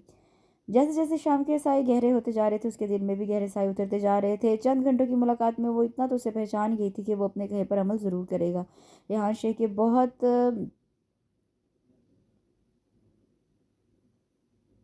बहुत इसरार करने पर भी वो अपने कमरे से बाहर नहीं निकली थी। चुपचाप बेड पर सुकड़ी सिमटी बैठी थी, मगर रेहान शेख उसे तसल्ली दिए गए थे कि वो इस कमरे में तो क्या अब कभी उसकी नज़रों के सामने भी नहीं आएगा। रात के 8 बज गए थे और उसका कोई नामो निशान नहीं था। बानी बेटा वो अब नहीं आएगा, बेफिक्र होकर सो जाओ, वो डर गया है। बाबा आप सच कह रहे हैं ना? उसके डर कटोरों में डरो खौफ के सिवा कुछ ना था, और यही सब रेहान शेख से देखा नहीं जा रहा था। उनकी चहीती लाडली इकलौती बेटी वैसे ही दुनिया से मुंह मोड़े बैठी थी। उस पर उस अजनबी शख्स का मजीद उसका रहा सा अतमाद भी खो दिया था। दिल तो ये कर रहा था कि उसका सीना गोलियों से छलनी कर दे, कि अपनी शनाख्त तक भूल जाए। हाँ मेरी जान, मैं सच कह रहा हूँ, जब तक मैं जिंदा हूँ वो यहाँ नहीं आएगा। इसी दौरान उनका मोबाइल चीख उठा। उन्होंने वानिया को देखा। मोबाइल का ओके का बटन प्रेस कर दिया। व्हाट? मोबाइल के उस पर जो भी था उसकी बात रेहान शेख को पूरी जान से हिलाकर रख दिया था। मगर कैसे? और चौकीदार कहाँ मर गया था? सर मुझे तो खुद ये खबर किसी ने मोबाइल पर दी थी। मैं तो फ़ौरन सब कुछ छोड़कर यहाँ पहुँचा हूँ सर। यहाँ सब जलकर राख हो गया, मिट्टी का ढेर हो गया। ओके तुम वहीं रुको, मैं अभी पहुँचता हूँ। उन्होंने मोबाइल ऑफ कर दिया। बाबा सब खैरियत तो है ना? अपने प्यारे बाबा को यूँ परेशान हो हरासा देकर लम्हे भर के लिए वो अपनी परेशानी भूल गई थी। नहीं कुछ खैरियत नहीं, हमारे कपड़े की फैक्ट्री में आग लग गई है। उसमें करोड़ों के हिसाब से कपड़ों के थान थे। सेक्रेटरी बता रहा है कि सब कुछ चल गया है, मुझे फ़ौरन वहाँ पहुँचना होगा। वो अपनी परेशानी और गम में ये भी भूल गया कि वानी किस कदर डरी सहमी परेशान है। वो जल्दी से वहाँ से निकले थे। वानिया के लिए मज़ीद परेशान हो गई थी। कितनी मेहनत से उसके बाबा ने ये फैक्ट्री खड़ी की थी, बल्कि सारा माल बाहर से मंगवाया था, और लम्हों में सब कुछ शोलों की जद में आकर खाक हो गया था। वो उन्हीं सोचों में महव थी कि अचानक लाइट चली गई। कमरा पूरा अंधेरे में डूब गया था। खुद का साया भी दिखाई नहीं दे रहा था। उसका दिल इतनी ज़ोर से धड़का था जैसे अभी ही पस्ती तोड़ के बाहर आ जाएगा। शर्फू शर्फू नूरी वो हलक के बल चीख चीख कर मुलाजमीन को बुला रही थी। साया भी जब साथ छोड़ जाए ऐसी है तन्हाई। कोई बहुत ही सुर में गुनगुना रहा था। वानिया खामोश हो गई। आवाज़ का तयन करने लगी जैसे कोई इसके बेडरूम में गुनगुना रहा हो। 2 सेकंड से भी कम वक्त में वो ये आवाज़ पहचान गई थी। वो आ गया था। उसका खौफ सच साबित हुआ था। उसने अपना काम पूरा कर दिखाया था। وانیہ کی آواز اندر ہی اندر کہیں گھٹ کر رہ گئی. اندھیرے میں کچھ سمجھ نہیں آ رہا تھا کہ کہاں دیکھے. آج اس پل اپنے اپاہج ہونے کا، اپنی کمزوری کا شدت سے احساس جاگا تھا. کتنے ہی عرصے سے بابا کہہ رہے تھے کہ معمولی سا آپریشن کرا لو، اپنی اس کمزوری سے چھٹکارا پا لو گی، مگر وہ اس ڈر سے نہیں کروا رہی تھی کہ کہیں اگر اس کا آپریشن ناکام ہو گیا تو. اس سے آگے سوچنے کی سخت نہیں تھی. اسی پل آفریدی نے اپنے کوٹ کی جیب سے لائٹر نکالا اور انگلی میں دبا سگریٹ لبوں سے لگا کر لائٹر جلا کر سگریٹ سلگا دیا. لائٹر کی ذرا سی روشنی میں جب وانیہ نے آنکھیں پھاڑ کے دیکھا تو وہ اس کے بالکل پاس بیڈ پہ بیٹھا تھا. ہیلو وانیہ بیگم، کیسی ہو؟ تمہارے باپ نے کیا سوچا کہ وہ مجھے دھمکیاں دے گا اور میں یہاں نہیں آؤں گا؟ ایک جاندار کہا اندھیرے کو پھاڑتا ہوا اس کے کانوں میں سیسا پگھلا گیا. بہت ہی بیوقوف ہے، مگر وہ ہے کہاں؟ آفریدی نے لائٹر کا شعلہ اس کے چہرے کے قریب کیا. وانیہ نے خوف زدہ ہو کر اپنا چہرہ اس شعلے سے پیچھے کیا، کیونکہ اس پاگل سے کچھ بعید نہیں کہ وہ اس کا چہرہ ہی جلا دے. لائٹ بھی آ گئی تھی. آفریدی نے لائٹر کی لو کو بجھا دیا اور لائٹر واپس کوٹ کی جیب میں رکھ لیا. سگریٹ کا ایک لمبا سا کش لیتا ہوا دھواں اس کے خوفزدہ چہرے پر چھوڑ گیا، جس سے اسے کھانسی کا ایک نہ ختم ہونے والا دورہ اٹھا تھا.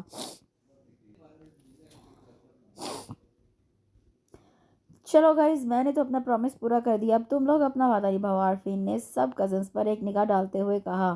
وعدہ؟ کون سا وعدہ؟ ہم سمجھے نہیں. ہیرا نے یالے کو ایک آنکھ دبا کر شرارت سے عارفین کو دیکھا. عارفین نے تو پہلے حیرانگی سے دیکھا، پھر ان کی مسکراہٹ کو دیکھتے ہوئے ان کی شرارت سمجھ گیا. All right, as you wish. ویسے بھی نیکسٹ ویک ہم دونوں پاکستان ٹورس پر جا رہے ہیں. میرا نہیں خیال کہ کوئی بھی جانا چاہے گا. عارفین مسکراتی آنکھوں سے اپنے برابر بیٹھی مکسوم کو دیکھنے لگا. ارے عارفین بھائی، آپ تو ہمارا مذاق بھی نہیں سمجھتے. یہ یالے تھی گھومنے پھرنے کی حد درجہ دل دادا. سب سے پہلے جھٹ اس نے ریڈ ریپر میں پیک گفٹ مکسوم کے آگے بڑھایا تھا. مکسوم بھابھی، یہ میری طرف سے یا ہماری طرف سے؟ عارفین نے جملہ اچکا تھا. ہماری مطلب؟ اور نہ سمجھ نظروں سے عارفین کو تکنے لگی. وہ تو نہیں سمجھی، البتہ وہاں موجود سب ضرور سمجھ گئے تھے. بھئی تمہاری اور زرمیل کی بات کر رہا ہوں، نہ سمجھ لڑکی. یہ گفٹ تم دونوں کی طرف سے ہے نا؟ عارفین نے جان کر بات کو لمبا چوڑا کھینچا. جی نہیں، تم نے بالکل ٹھیک کہا عارفین، یہ گفٹ ہم دونوں کی طرف سے ہی. اچانک آتی بھاری آواز پر سب نے اس سمت دیکھا جہاں پر ڈارک بلو 3 پیس کوٹ پینٹ میں زرمیل نابی لبوں پر شریر مسکراہٹ لیے نہایت چاہت بھری نگاہوں سے یالے کو بغور تک رہا تھا. ارے زبردست! آؤ زرمیل، ایک تمہاری ہی کمی محسوس ہو رہی تھی. عارفین خوش دلی سے اسے دیکھنے لگا. زرمیل نے خالی چیئر پاس والی ٹیبل سے گھسیٹی اور یالے کے بالکل سامنے براجمان ہو گیا تھا. اور تم لوگ میری معصوم مسز کو کس لیے اتنا پریشان کر رہے تھے؟ او معصوم! سب کزنس کی کورس میں آواز بلند ہوئی تھی. زرمیل بھائی، خدا کا خوف کریں، آپ جو کہہ رہے ہیں وہ سراسر غلط ہے. یہ ماہین تھی جسے یالے کا معصوم کہا جانا ہضم نہیں ہوا تھا. ویسے زرمیل، تمہارے پاس کیا پروف ہے کہ یہ بہت معصوم ہے؟ عارفین جان کر اسے چڑھا رہا تھا. اب پروف میں تم لوگوں کو کیوں دوں؟ ہاں، اگر یالے کی اجازت ہو تو میں پروف دے سکتا ہوں. کیوں؟ یالے سمئی کانچ میں پیار و چاہت کے دیپ جلائے وہ یالے کو اپنے فوکس میں لیے ہوئے تھا. وہاں موجود بے شک سب اس سچویشن سے لطف اندوز ہو رہے تھے، سوائے یالے، جس کی نظر میں سوائے نفرت کے اور جلن کے کچھ نظر نہیں آ رہا تھا. اور دوسرا وہ وجود جو ڈر و خوف بھری نگاہوں سے زرمیل کو دیکھ رہی تھی، اور صرف یہی وجہ رہی تھی کہ وہ یہاں کیوں ہے. اگر ارشد کو پتہ چل گیا تو اس کی خیریت یہی ہوگی. زرمیل، تم نے تو منع کیا تھا نا. سمر کے دل و دماغ میں امڑتا ڈر خوف زبان پر آیا تھا، جسے نہایت باریکی سے زرمیل نے دیکھا تھا. تو وہیں عارفین نے بھی نوٹس لیا تھا، مگر وہ اس کے لب و لہجے میں پنہاں ڈر و خوف کی وجہ نہیں جان پایا تھا. ہاں، جو ڈیلیگیشن آیا ہے انہیں اسی ہوٹل میں ڈنر پر انوائٹ کیا گیا تھا. لمحے کے 1000ویں حصے میں وہ سمرن کے خوف کو سمجھ گیا تھا. تو تمہارا وہاں ہونا زیادہ ضروری ہے نا. وہ کسی بھی طرح اس محفل سے زرمیل کو نکالنا چاہتی تھی. کیا بات ہے سمرن بھابھی، آپ اتنا ٹینس کیوں ہو رہی ہے؟ اگر زرمیل نے ہمیں جوائن کر لیا ہے تو کیا ہوا؟ اگر آپ کو اس کے کھانے کی فکر ہے تو یہ یالے ہیں نا. یالے اپنی پاکٹ منی سے زرمیل کو کھانا کھلائے گی. وہ بات کو مذاق کا روپ دینا چاہتا تھا اور سمرن کا نہ سمجھ آنے والا ڈر خوف دور کرنا چاہتا تھا. عارفین، خاموش رہا کرو. ضروری نہیں کہ ہر بات کو مذاق میں لیا جائے. سمرن نے بہت بری طرح سے اسے ڈپٹا تھا. وہاں موجود سب جو زرمیل کی آمد پر بہت خوش ہوئے تھے اور مسکرا رہے تھے اور وہ زالے کو چھیڑنے کا بھی ارادہ رکھتے تھے، سمرن کی ڈانٹ پر دل محسوس کر رہ گئے، مگر سمرن کے اندر کی چھپی بات کو سمجھ نہیں سکے تھے. سمرن، کوئی پرابلم ہے کیا؟ زرمیل نے خاموشی سے اسے دیکھا تھا، مگر ابھی تک اس کے رویے کی وجہ نہیں جان پایا تھا. ہاں ہے پرابلم، اور وہ تم ہو. سمرن نے تھوڑا غصے میں جواب دیا. سمرن بھابھی، کیا ہوا ہے آپ کو؟ آپ زرمیل بھائی سے اس طرح کیوں بات کر رہی ہیں؟ ہیرا کو کچھ ناگوار گزرا تھا. وہ ہرٹ بھی ہوئی تھی ان کے اس ایٹیٹیوڈ پر. جی سمرن بھابھی، ہیرا بالکل ٹھیک کہہ رہی ہے. آپ اتنے غصے میں کیوں آ گئی ہیں؟ ماہین سے بھی نہ رہا گیا تھا. ارشد، جو اپنے بزنس پارٹنر کے ساتھ اتفاق سے اسی ہوٹل میں ڈنر پر آیا تھا۔ نگاہ بالکل سامنے ہی زربیل پر پڑی تھی، آنکھوں میں نفرت کی چنگاریاں بڑھنے لگی تھی۔ غور کرنے پر دیکھا وہاں یالے بھی موجود تھی۔ پھر تو اور ہی سمرن پر غصہ آیا تھا، مگر یالے کے چہرے پر زمین کے لیے نفرت، بیزاریت کے رنگ وہ دیکھ سکتا تھا۔ آپ لوگ چلو، مجھے کچھ کام یاد آ گیا ہے۔ وہ ان لوگوں کو چھوڑتا آگے بڑھا تھا۔ یالے ارشد کی بھاری گمبھیر غصولی آواز پر سب سے پہلے سمرن نے پیچھے پلٹ کر دیکھا اور وہیں سہ مسی رضا کو لیے کھڑی ہو گئی۔ یالے بھی ارشد کو اتنے غصے میں دیکھ کر اندر تک کانپ گئی۔ ارشد، سمرن کے لبوں سے یہ لفظ کتنی مشکلوں سے ادا ہوتے یہ وہی جانتی۔ اس کا سانس جیسے رک سا گیا ہو، دل حلق میں آ گیا ہو۔ Shut up! ارشد نے بہت بری طرح اسے جھڑکا تھا، آنکھوں میں بے پناہ غصے کے انگارے لیے اس نے سمرن کو گھورا تھا۔ چلو یالے! اس نے سب کو بری طرح اگنور کیا، یہاں تک کہ نئی نویلی دلہن مکسوم کا بھی خیال نہیں کیا، اور یالے کا ہاتھ پکڑے وہاں سے چلتا گیا۔ عارفین پل بھر میں سمرن کا ڈر و خوف سمجھ گیا تھا، زرمیل کا یہاں آنے پر اس کا رد عمل، اور پھر ارشد کا یہاں سے یہاں آنے کا اندیشہ، وہ سب کچھ سمجھ گیا۔ اب شاید نہیں بلکہ یقیناً وہ سمرن کی بہت بے عزتی کرے گا۔ نہایت دکھ اور غم کے ملے جلے تاثرات سے اس نے سمرن کو دیکھا تھا۔ کتنی غلط بات ہے! ارشد بھائی کو اس طرح نہیں کرنا چاہیے تھا، کم از کم مکسوم بھابھی کا ہی خیال کر لیتے۔ ہیرا کو جہاں ارشد کی اس فضول حرکت پر غصہ آ رہا تھا، وہیں اپنے عزیز جان زرمیل بھائی کو دیکھ کر دل کٹ کر رہ گیا۔ جس طرح ان کے سرمئی کانچ میں ایک روشنی سی پھوٹی تھی، یالے کو دیکھ کر وہیں اب کر اپنے درد نے اپنا گھر کر لیا تھا۔ ٹھیک بول رہی ہو ہیرا، واقعی ارشد بھائی تو ہر کام سوچے سمجھے بغیر ہی کرتے ہیں۔ مکسوم بھابھی کیا سوچیں گی؟ ماہین دکھ سے بولی۔ زرمیل نے ایک طائرانہ نگاہ سب پر ڈالی اور وہاں سے کھڑا ہوا خاموشی سے ہوٹل سے نکلتا چلا گیا۔ گھر آ کر اگر آسیہ نے اسے اپنی قسم نہ دی ہوتی تو نہ صرف وہ اس وقت ارشد کا دماغ ٹھکانے لگا دیتا، بلکہ یالے کو بھی اس طرح جانے نہیں دیتا۔ بہت ضبط کیا تھا اس نے اپنے غصے پر، یہی وجہ تھی کہ وہ بغیر کسی سے کچھ کہے سنے اس منظر سے ہٹتا چلا گیا۔ یہ شام پھر نہیں آئے گی، یہ شام پھر نہیں آئے گی۔ وہ اس نازک پیکر کو اپنے دونوں آہنی مضبوط بازوں میں اٹھائے ہولے ہولے زمین پر قدم دھرتا آگے بڑھتا جا رہا تھا، مگر ساتھ ہی گنگنانے کا شغل بھی پورا کر رہا تھا۔ اس کے مضبوط بازوں میں سکڑی سمٹی سہمی سی وانیہ کی جان خشک ہو گئی تھی۔ ایسا لگ رہا تھا جیسے روح بھی جسم سے پرواز کر دے گی۔ آنکھوں کو سختی سے مچے شنگرفی لبوں کو بھینچے اس کا دل بری طرح سے دھک دھک کر رہا تھا، مگر ان سب سے آفریدی کو کیا لینا دینا؟ اس نے تو اپنا کہا سچ کیا تھا، اسے ثابت کر دیا تھا کہ وہ جو بولتا ہے وہ پورا کرتا ہے۔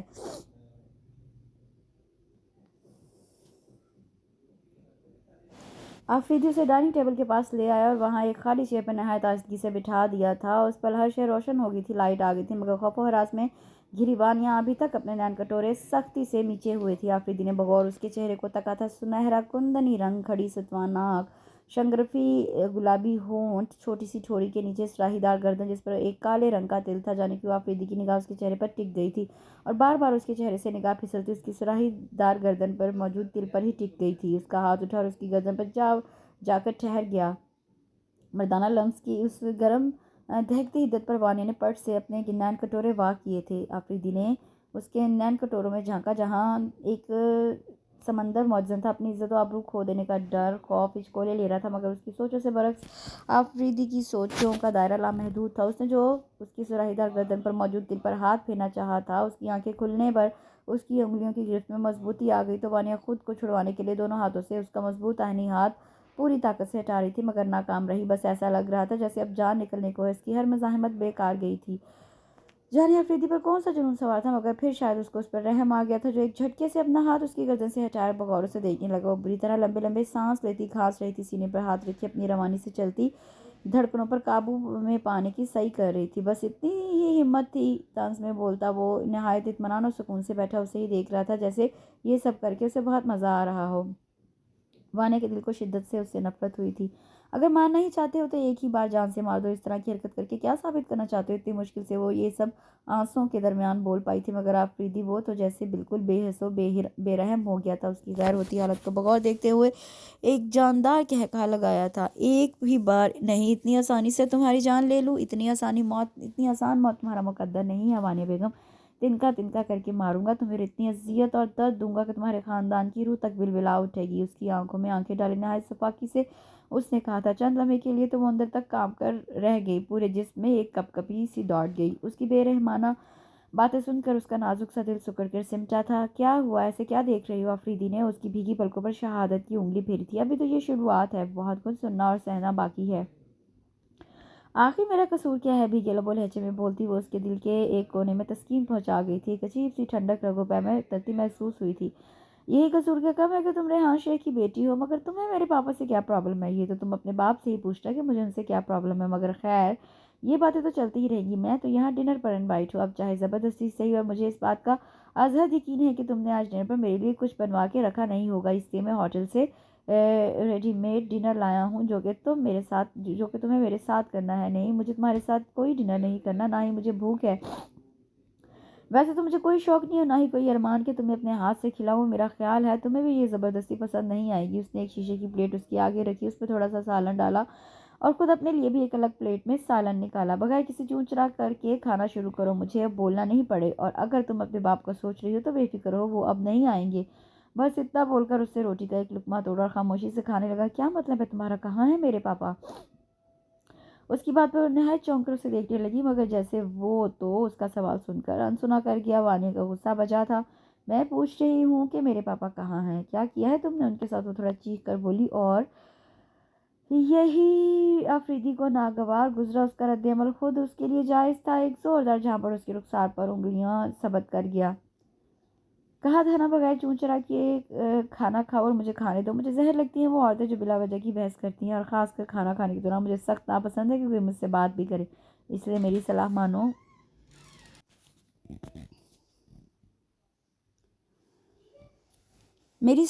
تو خود بھی کھانا کھاؤ اور مجھے بھی سکون سے کھانے دو۔ ایک سخت نگاہ اس پر ڈالتا وہ پھر سے کھانے میں مگن ہو گیا، اور وہ بیچاری اپنے سرخ گال پر ہاتھ رکھے اسے دیکھتی کی دیکھتی رہ گئی۔ اسے جیسے کوئی پرواہ ہی نہیں تھی، اس طرح وہ کھانے میں مصروف ہو گیا تھا۔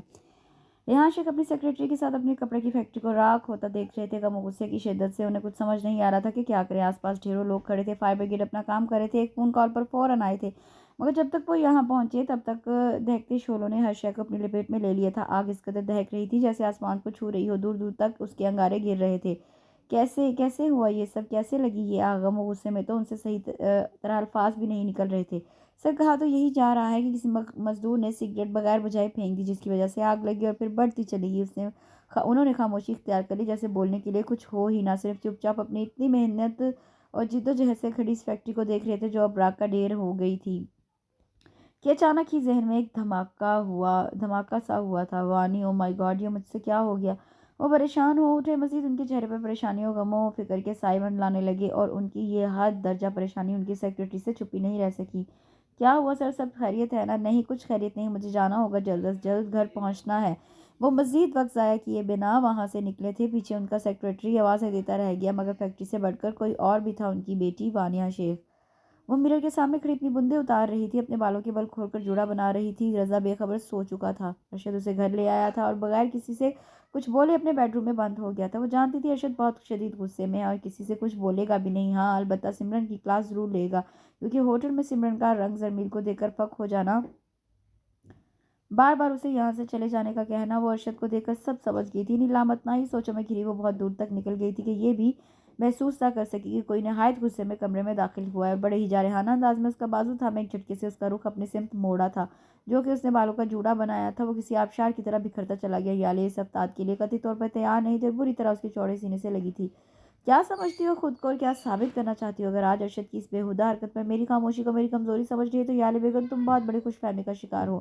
ارشد جو کر رہا ہے وہ صرف سراسر بیوقوفی کے سوا کچھ نہیں، اور جو تم اس کی بیوقوفی میں اس کا ساتھ دے رہی ہو تو اسے میں تمہاری بے عقلی کے علاوہ کوئی نام نہیں دوں گا۔ اگر میں چاہتا تو اسی وقت ارشد کا دماغ 2 منٹ میں ٹھکانے لگا سکتا تھا۔ تمہیں وہ ہوٹل سے سب کے سامنے یوں لے گیا تو اسے اس بیوقوف کی جیت اور میری ہار مت سمجھو۔ مجھے صرف عارفین کی ڈنر پارٹی کا خیال تھا، اس کی خوشی کا احساس تھا، جس کی تم نے رتی بھر پرواہ نہیں کی، ورنہ ارشد کے ساتھ نہ جاتی۔ اپنی غصیلی اور سرمئی کان سی آنکھیں اس کی سبز آنکھوں میں گاڑ دی تھی جس میں ایک سمندر موجزن تھا۔ اب جانے وہ پانی اس کی آنکھوں میں اس کے بازو کو بے دردی سے جکڑے گئے تکلیف کے تھے یا زرمیل کی حد درجہ غیظ و غضب کے تھے، مگر زرمیل اس وقت بہت سخت جام بنا ہوا تھا۔ اس کی تکلیف کی اس کے بہتے آنسوں کی پرواہ نہیں کر رہا تھا۔ وہ اس وقت شادی کی اس پہلی رات والا زرمیل لگ رہا تھا جس نے اپنے غصے میں اس کی ذات، اس کے وجود کو ریزہ ریزہ کر دیا تھا۔ وہ کراہ رہی تھی، درد کی شدت سے اندر ہی اندر بری طرح کپ کپا رہی تھی۔ زرمیل چھوڑیے، مجھے تکلیف ہو رہی ہے۔ وہ خود کو چھڑانے کی بھرپور کوشش کر رہی تھی مگر ناکام رہی تھی۔ اس کی فولادی طاقت کے آگے وہ کل بھی ہار گئی تھی اور آج بھی ہار رہی تھی۔ اچھا، بڑا زوم ہے نا تمہیں خود پر؟ ہاں ہے، اور آپ خود کو سمجھتے کیا ہیں؟ جو میری مسلسل بے عزتی کیے جا رہے ہیں۔ آپ پہلے بھی وحشی تھے اور آج بھی ایسے ہی ہیں۔ نہیں رہنا مجھے آپ کے ساتھ۔ غم و غصے کی حالت میں جو منہ میں آیا تھا وہ بولے چلی جا رہی تھی۔ بہت بولنے لگی ہو تم میرے سامنے۔ آپ کے ظلم کے سامنے تو کوئی گونگا بھی بول سکتا ہے۔ ایسے کون سے ظلم کے پہاڑ توڑ دیے میں نے تم پر؟ اپنا حق ہی تو وصول کیا ہے، جس کے عوض خوبصورت سا بیٹا بھی دیا ہے تمہیں۔ اتنی بے باکی سے بولتے ہوئے اسے ان سب آنکھوں میں وہ غور تکا تھا۔ یہی نہیں، وہ سرمئی مسکراتی آنکھیں بڑے والے ہنہ انداز میں اس کے سرد پڑتے چہرے کا طواف کرنے لگی تھی۔ یالے، جس کی سبز آنکھوں سے جھرنا بہہ رہا تھا، ان چند بے باک جملوں پر تھم سا گیا تھا۔ گیلی پلکوں کی گنہری سیاہ باڑ خود بخود رخسار پر گرتی چلی گئی۔ تنفس تیز سے تیز تر ہوتا چلا گیا۔ گلابی لب کپ کپانے لگے تھے۔ زمین بڑے شوق سے اس بدلتے بہار موسم کو دیکھ رہا تھا، جو خود اس قدر غصے میں آیا تھا، جانے وہ غصہ کہاں جا سویا تھا۔ اس کے بازو پر گرفت ڈھیلی کرتے ہوئے نہایت نرمی سے اسے خود سے مزید قریب تر کیا تھا۔ جب معلوم ہے کہ ہار جاؤ گی تو کیوں لڑتی ہو، کیوں وقت ضائع کر رہی ہو؟ مجھے مجبور مت کرو کہ میں کوئی انتہائی قدم اٹھاؤں۔ یالے نے بڑی مشکل سے شکایتی نگاہیں اوپر اٹھائیں۔ زمین نے مزید پھر کچھ اور نہیں کہا اور نہایت آہستگی سے خود سے الگ کیا اور کمرے سے نکلتا چلا گیا۔ نہیں سدھریں گے آپ کبھی بھی، وہ روتی ہوئی وہیں بیٹھتی چلی گئی، مگر اس کا ایک لفظ انتہائی قدم اس کے ذہن میں چپک کر رہ گیا تھا۔ کیسے معلوم نہیں تھا تمہیں؟ میرے منع کرنے کے باوجود تم یالے کو وہاں کیوں لے کر گئی؟ ارشد بری طرح سمرن پر برس رہا تھا اور وہ ایک سہمی ہوئی خوفزدہ چڑیا کی طرح کھڑی تھی۔ میرا یقین کرے ارشد، عارفین نے مجھ سے یہی کہا تھا کہ زرمیل اس پارٹی میں نہیں آئے گا، مگر وہ بالکل اچانک آیا تھا، بلکہ اتفاق سے اسی ہوٹل میں اس کا ڈیلیگیشن آیا ہوا تھا۔ بکواس مت کرو۔ اس قدر بری طرح دھاڑا تھا کہ ڈر و خوف سے سمرن 2 قدم پیچھے ہٹی تھی۔ زبان تالو سے جا چکی تھی۔ آخری وارننگ ہے میری تمہارے لیے، اگر آج کے بعد ایسا ہوا تو اس گھر میں وہ تمہارا آخری دن ہوگا۔ شہادت کی انگلی اس پر اٹھاتا وہ غصے میں واش روم میں جا بند ہوا کہ اگر کچھ دیر اور ٹھہرتا تو شاید اس کے منہ پر ایک ہاتھ مار ہی دیتا۔ اتنا غصہ آئی تھا اس کا اس وقت۔ سمرن وہیں کھڑی کی کھڑی رہ گئی۔ اس کی ریاضت و خدمت کا کتنا اچھا صلہ مل رہا تھا اسے۔ آنکھوں سے غم سیال بہتے چلے گئے، جو اب شاید زندگی بھر کے لیے اس کا مقدر بن گئے تھے۔ کوئی 1 گھنٹہ تو گزر ہی گیا ہوگا اسے یوں بت بنے کھڑے۔ اس دوران ارشد بھی واش روم سے نکل آیا تھا، بغیر اس پر نظر ڈالے بستر پر لیٹا تھا۔ اب لائٹ آف کر کے یہاں آؤ گی یا مجھے تمہیں انویٹیشن کارڈ بھیجنا پڑے گا؟ کس قدر خود غرض اور مطلب پرست تھا وہ۔ کسی کے دل کا قتل کتنے آرام سے کر دیتا تھا، اور معمولی سا بھی ملال نہیں، مگر وہ ایسا ہی تھا جیسے کچھ ہوا ہی نہ ہو۔ وہ مرتی کیا نہ کرتی کہ مستاق آنسو صاف کرتی، لائٹ آف کر کے دھیمے دھیمے قدم اٹھاتی بستر کی سمت بڑھتی چلی گئی۔ وانی میری جان، ریحان شیخ پریشان حال وانی کو پکارتے اندر داخل ہوئے۔ وانی ڈائننگ ٹیبل پر موجود سر کو ٹیبل پر دھرے ہچکیوں سے رو رہی تھی۔ وہ وہیں چلے آئے، اس کے پاس بیٹھے، اس کے جھکے سر پر ہاتھ دھرا۔ پاپا آپ کہاں چلے گئے تھے؟ وہ آیا تھا آپ کے جانے کے بعد، وہ یہاں آیا تھا۔ پاپا مجھے بہت ڈر لگ رہا ہے، آپ مجھے چھوڑ کر کہاں چلے گئے تھے؟ وہ ہچکے کے درمیان بولتی چلی گئی۔ ریحان شیخ نے کچھ نہیں کہا، صرف خاموشی سے اسے دیکھا۔ سمجھ نہیں آ رہا تھا کہ تسلی کے کون سے ایسے الفاظ بولے کہ ان کی پیاری رخت جگر چہیتی بیٹی کے دل و دماغ سے سارا ڈر و خوف نکل جائے۔ ان کا نقصان ہو رہا تھا، مال کی طرف سے، جان کی طرف سے بھی۔ وانیہ ان کی جان ہی تو تھی، اور جو کپڑے کی فیکٹری جل کے راکھ ہوئی تھی وہ ان کی محنت و جد و جہد کا کل اثاثہ تھی۔ وہ تقریباً برباد ہی ہو گئے تھے۔ کتنے گھنٹے گزر گئے، وہ اپنی ساری تکلیف بھولے اپنے عزیز جان پاپا کے ہونے والے نقصان میں گھل رہی تھی۔ ان کے لوگوں کا حقیقت میں بہت بڑا نقصان ہوا تھا۔ کندھوں کو گرائے، سر کو جھکائے، وہ بہت گہری سوچ میں ڈوبے تھے۔ وہ جانتی تھی اگر ان کی آنکھیں خشک ہیں تو کیا ہوا، دل ان کا خون کے آنسو رو رہا تھا۔ پوری رات دونوں نے جاگتے گزار دی۔ نیند تو جیسے آنکھوں سے کوسوں دور تھی۔ دونوں کا نقصان ہوا تھا اور بہت شدید ہوا تھا، جس کی بھرپائی شاید زندگی بھر نہ ہو سکے، جس کا کوئی مداوا نہیں تھا۔ پاپا اب کیا ہوگا؟ وانی جانتی تھی کہ سب کچھ تقریباً ختم ہی ہو گیا، مگر شاید امید کی کوئی ہلکی سی کرن دکھائی دے۔ معلوم نہیں بیٹا، 200 کروڑ کا لون لیا تھا میں نے اور سارا کچھ اپنی فیکٹری میں انویسٹ کر دیا تھا۔ کتنے بڑے بڑے پروجیکٹ ملے تھے، جب سارا مال تیار ہو گیا، دینا تھا کہ سب کچھ ختم ہو گیا، سب باقی نظر ہو گیا، ہم کنگال ہو گئے ہیں۔ میرا تو یہ سر سوچ کر سر پھٹا جا رہا تھا کہ کہاں سے ادا کروں گا یہ 200 کروڑ۔ وہ سر دونوں ہاتھوں میں دیے جھک گئے تھے اور ایسے ہارے ہوئے جواری کی طرح لگ رہے تھے جو اپنا سارا قیمتی مال سٹے میں ہار گیا تھا۔ اور یہی حال تو ریحان شیخ کا بھی تھا۔ کس قدر بے بسی سے اس نے اپنے پاپا کو دیکھا تھا، جانے کیا کھیل کھیل رہی ہے تقدیر ہم سب کے ساتھ۔ چھوٹی بیوی ناشتہ لگوا دو، گھر کی نئی ملازمہ نوری آ چکی تھی۔ وانیہ نے اسے اسی ہفتے اپنے لیے رکھا تھا جب سے وہ حادثہ ہوا تھا اس کے ساتھ، تبھی سے اس نے یہ نئی ملازمہ وقت اپنے لیے رکھ لی تھی۔ وہ بری طرح چونکی، نوری کو دیکھنے لگی جیسے اس سے کوئی انہونی بات کر دی ہو۔ پہلے تو تم یہ بتاؤ کہ رات کو کہاں تھی؟ وہ اس کی آنکھوں میں ایک بار پھر رات والا سارا منظر گھوم گیا۔ وہ بی بی جی، نوری کو بھی اندازہ نہیں تھا کہ وہ اچانک یوں اس سے کچھ پوچھ لے گی۔ وہ ڈر کر خوف زدہ نظروں سے دیکھنے لگی۔ کیا منمنا رہی ہو؟ مجھے سچ سچ بتاؤ، رات تم کہاں تھی؟ وہ شک بھری نظروں سے نوری کو دیکھنے لگی۔ چھوٹی بیوی، رات میرے چھوٹے بچے کو بہت تیز بخار ہو گیا تھا، مجھے اچانک جانا پڑا۔ چھوٹا بچہ؟ مگر تم نے بتایا تو نہیں تھا کہ تمہارے بچے بھی ہیں، اور تمہیں دیکھ کر لگتا بھی نہیں کہ تمہاری شادی بھی ہوئی ہوگی۔ وہ بغور اس کا جائزہ لے رہی تھی، جس کے چہرے پر ایک رنگ آ رہا تھا، ایک جا رہا تھا۔ نہیں چھوٹی بیوی، ہمارے گاؤں میں بہت چھوٹی عمر میں ہماری شادی کر دی جاتی ہے۔ وہ ہکلانے لگی تھی۔ بکواس کر رہی ہو مجھ سے؟ وہ تقریباً چیخ ہی پڑی۔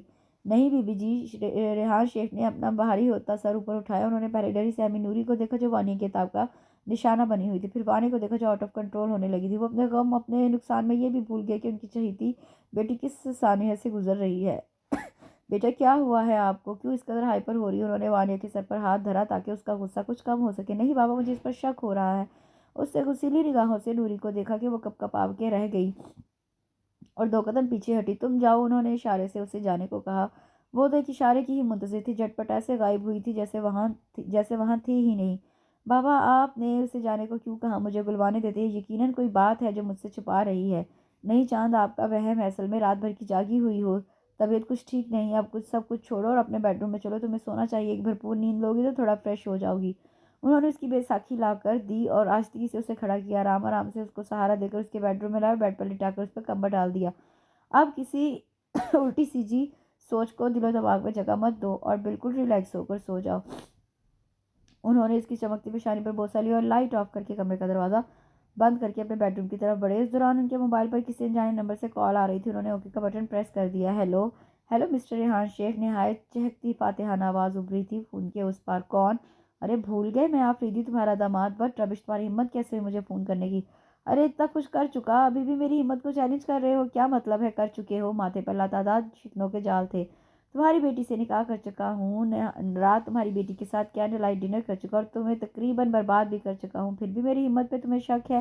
فاتحانہ طنزیہ ہنسی پر اس کا آخری جملہ ریحان شیخ کے کان سائیں سائیں کرنے لگے۔ دماغ ایسے ہو رہا تھا جیسے ہر شے گھوم رہی ہو۔ اس کا مطلب تھا کہ وہ فیکٹری کسی کی غلطی سے نہیں، ایک سوچی سمجھی پلاننگ سے جلائی گئی تھی، اور ان سب کے پیچھے اس شخص کا ہاتھ تھا جس نے ان کا ہی نہیں، ان کی بیٹی کا سکون بھی برباد کر کے رکھ دیا تھا۔ مگر کیوں؟ تو وہ تم ہو۔ ہاں، وہ میں ہی ہوں، میں نے ہی تمہیں برباد کیا ہے ریحان شیخ، مگر یہ تو ابھی شروعات ہے، میں تمہیں اس سے بھی زیادہ برباد کر دوں گا۔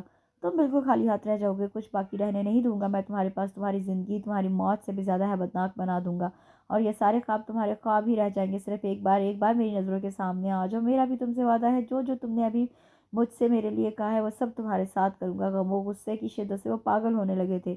تم جو کوئی بھی ہو، میں تمہیں نہیں چھوڑوں گا۔ ٹھیک ہے، دیکھتے ہیں، تمہیں اپنی ملاقات کا شرف بخشنا ہی پڑے گا، مگر اتنی جلدی بھی کیا ہے، کچھ اور انتظار کر لو۔ میں تمہیں ڈھونڈ لوں گا، تم دنیا کے جس کونے میں بھی ہوگے وہاں سے ڈھونڈ کے رہوں گا، میں تمہیں چھوڑوں گا نہیں مسٹر آفریدی۔ اس نے اپنا نام دہرایا۔ ویسے ایک بات بولوں ریحان شیخ، اب ان تلوں میں تیل نہیں، تمہارا ایک بازو تو کٹ ہی چکا ہے، کمزور ہو گئے ہو تم، سوائے خالی کھلی دھمکیوں کے کچھ نہیں تمہارے پاس۔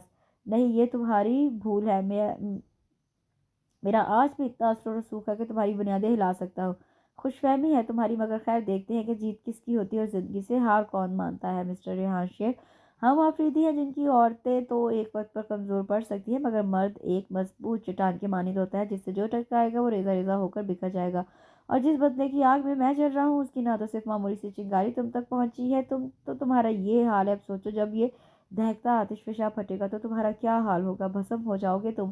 اس شعلے سے بھڑکتی ہوئی آگ میں ریحان شیخ کے راکھ کے ڈھیر کے سوا کچھ ہاتھ نہیں آئے گا تمہارے۔ جس لب و لہجے میں فاتحانہ گونج تھی، اسی لہجے میں بدلے کی آگ کی بو آ رہی تھی ریحان شیخ کے۔ بہت سوچنے، بہت دل و دماغ پر زور دینے کے باوجود بھی کچھ سمجھ نہیں آ رہا تھا کہ وہ کس بدلے کی بات کر رہا ہے۔ ہراس کے بیڈ روم میں داخل ہوئی، ابھی تک سر تک کمبل ڈالے خواب خرگوشوں کے مزے لوٹ رہی تھی۔ اس کا تو پارا ہائی ہو گیا، وہ دم دم کرتی آگے بڑھی اور پورا کمبل اس کے اوپر سے کھینچ کر ایک سائڈ پر ڈال دیا۔ یالے کی بچی، اٹھو، ابھی تک سو رہی ہو، کالج نہیں جانا کیا؟ ہیرا نے نہایت بری طرح سے اسے جھنجھوڑ دیا۔ کیا ہے یار، سونے دو، رضا نے بہت ستایا ہے رات کو۔ وہ برا منہ بنا کر دوسری کروٹ لے کر سو گئی۔ ٹھیک ہے، سو دل بھر کر نیند پوری کرو، اور آج جو مس خان ٹیسٹ لیں گی اس کا جواب کل دینا۔ مس خان اور ٹیسٹ، اس کی پوری آنکھیں کھل گئی تھی۔ وہ جھٹ سے اٹھ کے بیٹھی تھی۔ ارے ہاں یار، میں تو بھول ہی گئی، میں 5 منٹ میں تیار ہو کے آتی ہوں۔ وہ جلدی سے بیڈ سے نیچے اتری، وارڈروب سے استری شدہ ہینگر کیا ہوا ایک سوٹ نکال کر تیزی سے واش روم میں گھس گئی۔ ناشتہ تو کرو یالے۔ سمرن نے اس کا ناشتہ ٹیبل پر رکھ دیا۔ رضا بھی وہی نجمہ کی گود میں بیٹھا کچھ کھا رہا تھا۔ نہیں بھابھی، ویسے ہی بہت دیر ہو چکی ہے، آدھا پیریڈ تو یہی ہو گیا، وہ بہت عجلت میں تھی۔ کوئی بات نہیں اگر دیر ہو گئی ہے تو، لیکن تم یہ دودھ پی لو۔ نجمہ بیگم بیٹی کو یوں بھوکا نہیں جانے دیتی تھی۔ مما واقعی بہت دیر ہو گئی ہے، اب اتنی بحث میں ٹائم ضائع کر رہی ہو، مگر دودھ نہیں پیو گی؟ اوکے۔ اسے جھٹ سے دودھ کا گلاس اٹھایا اور ایک ہی سانس میں پی گئی۔ دودھ پی لیا ہے تو یہ سینڈوچ ہاتھ میں لو اور گاڑی میں کھاتی چلی جانا۔ سمرن نے زبردستی اس کے ہاتھ میں سینڈوچ تھما دیا۔ بھابھی، وہ منہ بنا کر رہ گئی۔ چپ ورنہ ایک لگاؤں گی۔ انہوں نے مسکراتے ہوئے آنکھیں دکھائی۔ نجمہ بیگم نے بغور اپنی لاڈلی اکلوتی بیٹی کو دیکھا تھا۔ کتنی مشکل سے وہ پھر سے زندگی کی طرف لوٹی تھی، ورنہ وہ تو اس کی طرف سے بالکل ہی مایوس ہو چکی تھی۔ اوکے بائے بائے جانو۔ رضا پر ایک فلائنگ کس پھینکی اور ہیرا کے ساتھ نیچے اتری۔ سب دوران وہ صرف یالے کو ہی دیکھ رہی تھی، جس کے چہرے پر وہی پہلے والی زندگی سے بھرپور رونق تھی۔ انہوں نے اسے دل سے دعا دی تھی اس کی خوبصورت زندگی کی۔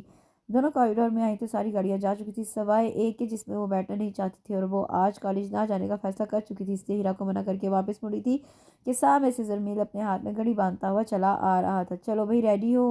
اس نے دونوں پر ایک سرسری نگاہ ڈالی اور نہایت مصروف انداز میں اپنی گاڑی کی سمت بڑھا تھا۔ ہیرا، میں نہیں جا رہی۔ اس کا موڈ خراب ہو گیا تھا۔ پاگل ہو کیا؟ ہمارے پاس اس کے علاوہ کوئی چوائس نہیں۔ تقریباً ایک پیریڈ مس ہو گیا ہے، جاتے جاتے 10-15 منٹ لگیں گے، اور تیسرا ہی مس خان کا ہے۔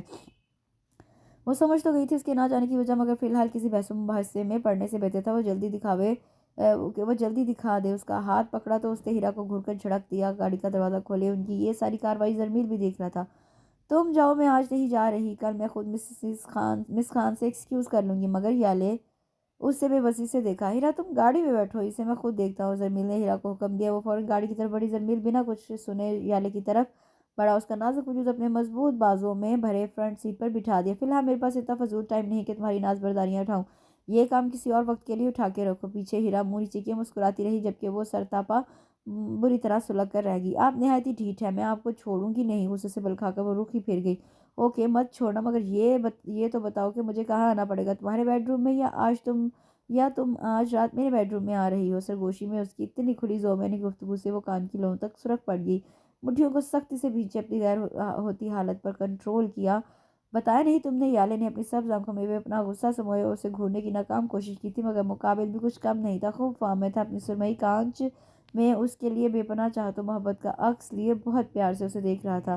اوف، وہ اب اس سے زیادہ کچھ نہیں بولے گی۔ اس کی یہ بے باک گفتگو اس کا دل بری طرح دھڑکا گئی تھی۔ زرمیل بھائی، تیز گاڑی چلائیے، باقی گفتگو رات میں کر لیجیے گا۔ ان کی گفتگو سرگوشی میں دھیمی تھی، اس لیے ہیرا کی موجودگی کا احساس تھا۔ تمہاری زبان زیادہ نہیں چلتی، کم بولا کرو، یالے نے اپنی تیز سے بری طرح ڈانٹنے کی ناکام کوشش کی تھی۔ سن لی اپنی بھابھی کی ڈانٹ؟ اب چپ چاپ ہو کر بیٹھی رہو۔ اس سے بیک میرر سے ہیرا کو مسکراتے ہوئے دیکھا تھا، وہ بھی مسکرا رہی تھی۔ ایک پرشوق نگاہ ناراض سی یالے کی سمت ڈالی اور پھر کچھ سوچ کر مسکراتے ہوئے ونڈ اسکرین پر نظر جما دی تھی۔ لو بھئی، آ گیا تمہارا کالج۔ کار اس نے کالج گیٹ کے پاس روک دی تھی، جس میں یالے پلک جھپکتے نکلی تھی۔ آئے ہائے یالے! زرمیل نے اس آواز کی سمت نگاہ دوڑائی۔ کوئی لڑکا تھا جس نے اپنا ہاتھ صافے کرنے کے لیے اس کی سمت بڑھایا تھا، جسے یالے نے تھام لیا۔ ہائے وکی، ہاؤ آر یو؟ یا فائن، میں کب سے تمہارا یہاں ویٹ کر رہا تھا۔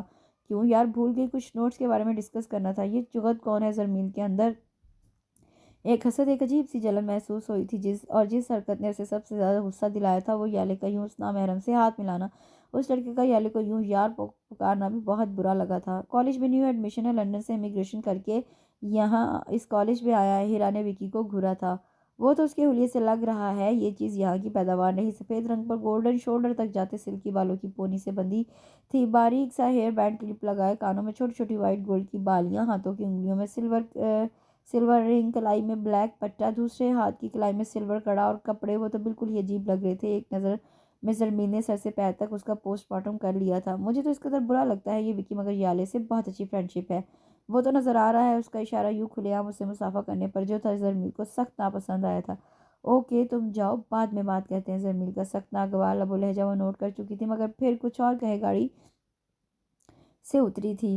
یالے کی بچی، تمہیں ذرا شرم حیا نہیں؟ کوئی ڈر خوف نہیں رہا؟ اس سے متلاشی نگاہیں یالے کو ڈھونڈ چکی تھی، جو وکی کے ساتھ کچھ نوٹس کھولے اسے بتا کے فارغ کر رہی تھی۔ میں سمجھی نہیں۔ یالے شاید بھول گئی تھی باہر جو اس نے زرمیل کے سامنے وکی کے ساتھ کیا۔ ہیرا اس کے انداز پر غصے سے گھورنے لگی۔ تمہیں پتہ ہے زرمیل بھائی کو باہر تمہارا وکی سے یوں مصافحہ کرنا یوں بات کرنا سخت برا لگا، اور مجھے تمہارے زرمیل بھائی سخت برے لگتے ہیں۔ اس نے بھی لگی لپٹی نہیں رکھی تھی۔ یا لے، بڑی مہربانی ہوگی، میرا موڈ خراب مت کرو، ویسے ہی صبح صبح کسی کا چہرہ دیکھ کر میرا موڈ خراب ہو چکا ہے، اب معلوم نہیں پورا دن کیسے گزرے گا، آج تو مسکان کا ٹیسٹ بھی بہت برا ہوگا۔ وہ غصے میں پیر پٹکتی ہوئی وہاں سے اندر کی سمت بڑی، پیچھے کھڑی ہیرا اس کو دیکھتی ہی رہ گئی۔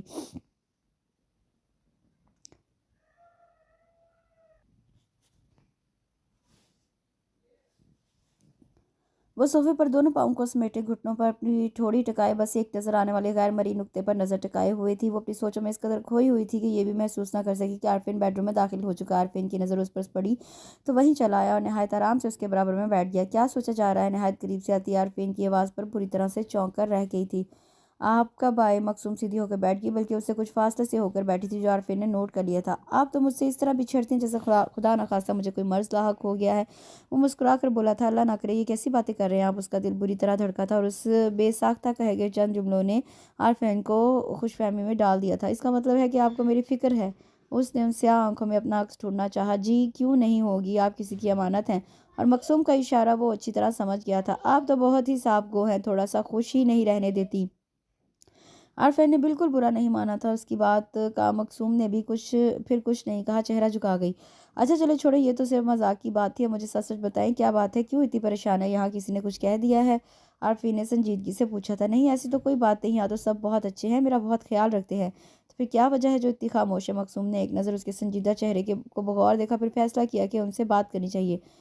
اگر آپ ایسا کر چکی ہیں مجھے اپنی پریشانی کا سبب بتانے کے لیے، تو میں منتظر ہوں۔ عارفین اس کی سوچ تک رسائی رکھتا تھا۔ ان سیاہ آنکھوں میں حیرانیوں کے سمندر موزن تھے۔ وہ دراصل میں سومی کا سوچ رہی تھی۔ آج ہماری شادی کو 20 دن گزر گئے ہیں، مگر نہ تو سومی کا کچھ پتہ چل رہا ہے اور نہ ہی اس سے مجھ سے کوئی رابطہ رکھا۔ مجھے ڈر ہے کہیں وہ کسی مشکل میں تو نہیں پھنس گئی ہو۔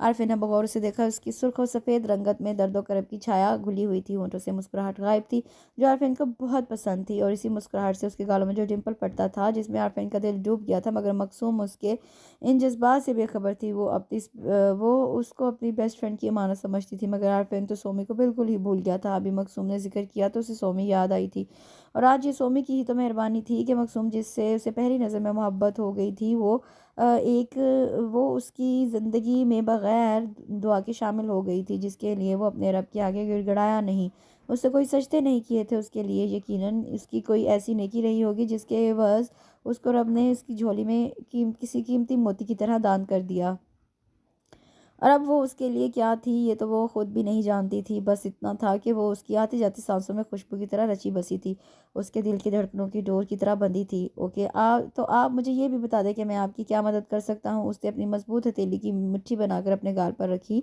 اور نظر اس کے چہرے کا طواف کرنے لگی۔ آپ کچھ کریں؟ معصوم سا سوال تھا۔ دل سے اجازت دے رہی ہیں؟ ذومعنی لب و لہجے پر وہ بلش ہو کر رہ گئی، سرخ و سفید رنگت پر گلال سا کھلنے لگا۔ نچلے ہونٹ کو دانتوں میں دبا لیا اس نے، جس کا عارفین نے کوئی اور مطلب نکالا تھا۔ کالی گھنیری پلکوں کی بار رخسار پر جو گری تو جیسے ان کا بوجھ بنو ہو گیا تھا۔ Okay relax. اس کی غیر ہوتی حالت پر عارفین کو ترس آ گیا۔ وہ دھیرے سے ہنس دیا۔ میں کچھ کرتا ہوں، پتہ کرواتا ہوں کہ یہ سومی میڈم کہاں روپوش ہے، ورنہ ہماری نازک سی بیگم اندر ہی اندر گھل کر خود کو کوئی نقصان ضرور پہنچا لیں گی، جو کہ ہم سے تو بالکل برداشت نہیں ہوگا۔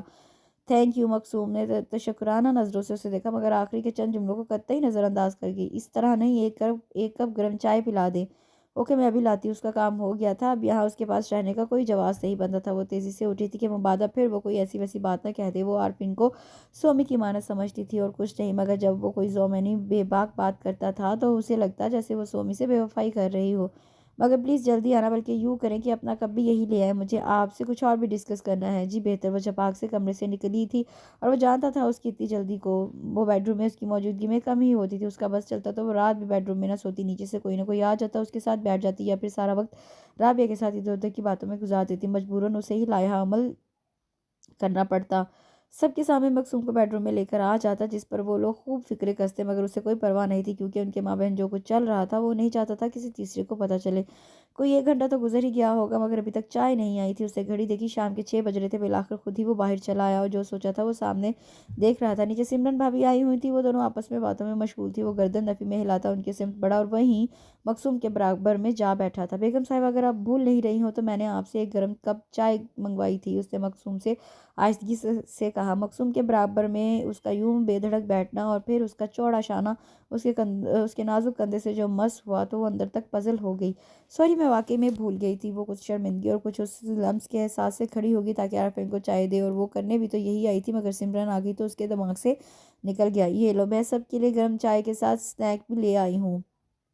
राबिया ट्रॉली घसीटती हुई ला रही थी जिस पर मकसूम मजीद शर्मिंदगियों की अता गहराइयों में धंसती चली गई थी। आई एम सॉरी आंटी, मुझे याद रखना चाहिए था। वो तेज़ी से आगे बढ़ी और ट्रॉली उनके हाथ से ले ली और उसे अच्छा नहीं लगा कि उसके होते हुए ये काम करे। अरे चंदा, कोई बात नहीं, और वैसे भी तुम्हें अभी दिन ही कितने हुए, लाओ मैं चाय बना देती हूँ। केतली सिमरन ने मकसूम के हाथ से ले ली और सबको चाय बना कर दी सिवाय आरफिन के। ये काम तुम्हारा है आरफिन, को तुम अपने हाथ से चाय दोगी तो उसकी नाराज़गी दूर हो जाएगी। सिमरन ने मुस्कुराते हुए चाय का कप मकसूम के हाथ में थमाया। मकसूम ने कप आरफिन की जानिब बढ़ाया जिसे उसने मुस्कुरा के थाम लिया। वैसे मैं आपसे नाराज़ नहीं हूँ, चाय का एक गर्म घूंट उसने हलक में उतारते हुए कहा। और तुम मेरी बहू से नाराज़ हो भी नहीं सकती क्योंकि वो है ही इतनी प्यारी। राबिया ने जानेसार नज़रों से उसे देखा। ये तो आपने बिल्कुल ठीक कहा फूफो के मकसूम अपने नाम की तरह बहुत प्यारी है। तुम्हें पता है मकसूम, जब तुमने अपना चेहरा ना दिखाने की मन्नत मानी थी तो हम सब ने आरफीन का खूब रिकॉर्ड लगाया था। सिमरन ने मकसूम का सुंदर मुखड़ा देखा। मकसूम की बेसाख्ता नजर आरफीन की सिमत उठी थी जहन की स्क्रीन पर एक बार फिर। वो शादी की फिल्म की तरह गुजरी शादी की फिल्म की तरह चलने लगी। सब कुछ फिर से ताज़ा हो गया। सोमी की याद शिद्दत से आई थी। उसकी सुर्ख और सफ़ेद रंगत में सर्दी सी घुलने लगी थी। क्या हुआ मकसूम, अचानक चेहरे की रंगत क्यों बदल गई है?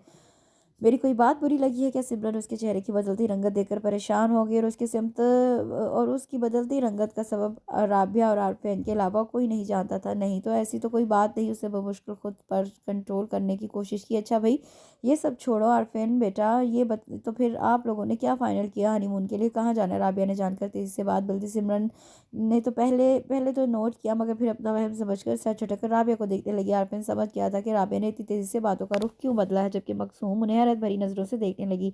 वो तो सब कुछ जानती थी, फिर वो ऐसा क्यों कह रही थी? मेरा मशवरा तो ये है कि हम सब की झंझट छोड़ो और अकेले ही मकसूम को लेकर नॉर्दर्न इलाकों में घूम आओ या फिर स्विट्ज़रलैंड वगैरह। सिमरन ने अपने तय मशवरा दिया। असल वजह तो ये भी थी कि वो खुद भी नहीं जाना चाहती थी और वैसे भी अभी तक अरशद से पूछा भी तो नहीं था। और फिर वापसी में ये हमसे बच जाएंगे। याले और हीरा की एंट्री वहाँ बिल्कुल अचानक थी। सिमरन की बात उन दोनों ने सुन ली थी। याले ने पहले तो सिमरन को देखा, फिर कत्ल कर देने वाली नज़रों से आरफीन को देखते हुए इसके बिल्कुल सामने आ बैठी।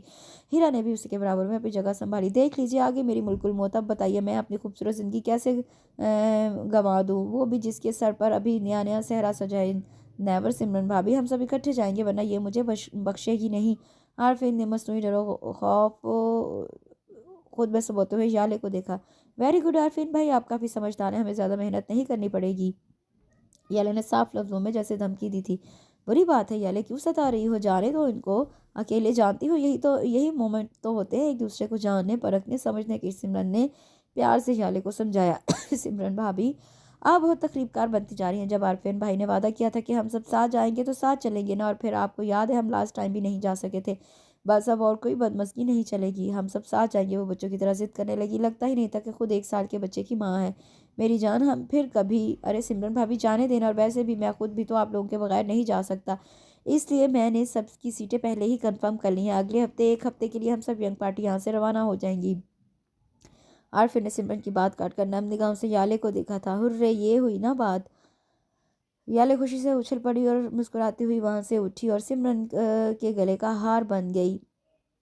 बेफिक्र रहे हम आरफीन भाई, और मकसूम भाभी की प्राइवेसी में भी इंटरफेयर नहीं होंगे। सिमरन के कान में आहिस्ता से सरगोशी की मगर फिर भी आरफीन और मकसूम ने उसकी ये सरगोशी सुन ली थी। जहाँ आरफीन ने मुस्कुराकर मकसूम को देखा वहीं मकसूम की गिनहरी सी पलकें घबराहट से रुखसार पर गिरी थी। अब वो याले को क्या बताती कि जैसा वो समझ रही है ऐसा करती नहीं, बल्कि वो तो तसव्वुर भी नहीं कर सकती। बहुत बदतमीज़ होती जा रही हो। सिमरन ने उसकी बात को समझते उसके सर पर हल्के से शपथ लगाई। बदतमीज़ होती नहीं जा रही है, बल्कि सिमरन भाभी ये बदतमीज़ है। बेहयाई के सारे उसने रिकॉर्ड तोड़े हुए हैं। हीरा को आरफीन की बारात याद आ गई, किस कदर बेबाकी से बकवास पे बकवास किए जा रही थी। अच्छा मैं बेहया और तुम लोगों ने हया के झंडे हाथों में लिए हैं, वो भी कहाँ बख्शने वाली थी। एक तुम हया की पुतली और एक तुम्हारा भाई शर्मो हया का मुजस्सिमा। وہ ایسی ہی تھی، بولنے پر آتی تو بلا سوچے سمجھے بے تکان بولتی چلی جاتی، جس کا مطلب بھی بعد میں سمجھ آتا تھا۔ توبہ ہے یالے، تم سے تو بات کرنا ہی فضول ہے۔ ہرا خفیف سی ہو گئی۔ ذرا یہ بھی بتا دیں کہ اس شرم و حیا کے مجسمے نے آپ کا کیا بگاڑ دیا؟ عارفین کے ہاتھ اسی کمزوری لگی تھی۔ وہ شرارتی مسکراہٹ ہونٹوں پہ سجائے اسے بغور دیکھنے لگا، ارادہ اسے چھیڑنے کا تھا۔ یالے نے سوچتی نظروں سے عارفین کو دیکھا، پھر اس کی بات پر غور کرنے کے بعد اپنے بلا سوچے سمجھے بولنے پر جی بھر کے پچھتائی۔ وہ آگے سے کچھ نہیں بولی تھی، بس جی بھر کے عارفین کو گھورنے لگی۔ اوکے بابا، سوری، میں کچھ نہیں پوچھتا، یہ آپ کا پرسنل میٹر ہے۔ عارفین نے ڈرنے کی بھرپور اداکاری کی تھی۔ عارفین بھائی، اگر آپ چاہتے ہیں کہ آپ کی بیگم کے سامنے آپ کی درگت نہ بنے تو کچھ بھی فضول نہیں بولیے گا۔ اس نے انگشت شہادت اٹھا کر دھمکی دی۔ کہا نا سوری، میں بھول گیا تھا کہ یہ حق تو آپ کو حاصل ہے۔ پھر سے جملہ کسا۔ پھپھو دیکھ رہی ہیں آپ انہیں؟ اس نے رابعہ سے شکایت کی، جو خود بھی منہ نیچے کیے مسکرا رہی تھی، مگر یالے کے بولنے پر فوراً سے مسکراہٹ چھپائی، کہیں وہ ناراض نہ ہو جائے۔ عارفین، بری بات، تنگ مت کرو۔ عارفین کے مسکراہٹ کے درمیان ڈانٹنے کی ناکام کوشش کی تھی، جس پر عارفین زور سے ہنس دیا۔ ٹھیک ہے، ہنس لیں آپ، نہیں جاؤں گی میں آپ لوگوں کے ساتھ۔ اس نے ایک کشن اپنے پیچھے سے نکال کر اس کو دے کر مارا اور منہ پھلا کر صوفے سے ٹیک لگا کر بیٹھ گئی۔ عارفین، اب میں تمہارے کان کھینچنے والی ہوں اگر تم نے میری نند کو چھیڑا تو۔ سمرن، جو ان کی نوک جھونک سے خوب محظوظ ہو رہی تھی، مگر کچھ بھی ہو یالے کی ناراضگی افورڈ نہیں کر سکتی تھی، اور سمرن بھابھی کا ساتھ میں بھی دوں گی کیونکہ یالے میری بیسٹ فرینڈ ہے۔ ہیرا اپنی جگہ سے اٹھی اور اس کے برابر میں جگہ بنائی، اس کے گلے میں ہاتھ ڈالے۔ عارفین کو دیکھا، یہ بھی سچ تھا، ہیرا اسے بہت چاہتی تھی، بہت عزیز تھی وہ اس کو، اور اس لیے اور بھی زیادہ کہ اس کے چہیتے اکلوتے بھائی کی بیوی تھی۔ او مائی گاڈ، نہیں بھائی، میں اتنی ناراضگی بالکل افورڈ نہیں کر سکتا۔ وہ اپنے کانوں کو ہاتھ لگائے اٹھا اور اس کے سامنے رکھی ٹیبل پر بیٹھ گیا، اور جو کشن اس کے اوپر اچھالا تھا وہی کشن اٹھا کے اس کے آگے پیش کر دیا۔ سوری بہنا، یالے نے پھولا چہرہ اٹھایا اور عارفین کی شکل دیکھ کر زور سے ہنس دی۔ عارفین بھائی، سچی یہ مسکین سی صورت بنائے بہت برے لگ رہے ہیں آپ۔ اس سے وہ کشن اس کے ہاتھ سے چھین کر پھر سے اسی پر اچھال دیا۔ پگلی، عارفین نے بھی اس کے سر پر شفقت سے چپت لگائی۔ اچھا ویسا ہے کہ تم لوگوں کو جو تیاری کرنی ہے کر لو، ایک ہفتہ ہے تمہارے پاس۔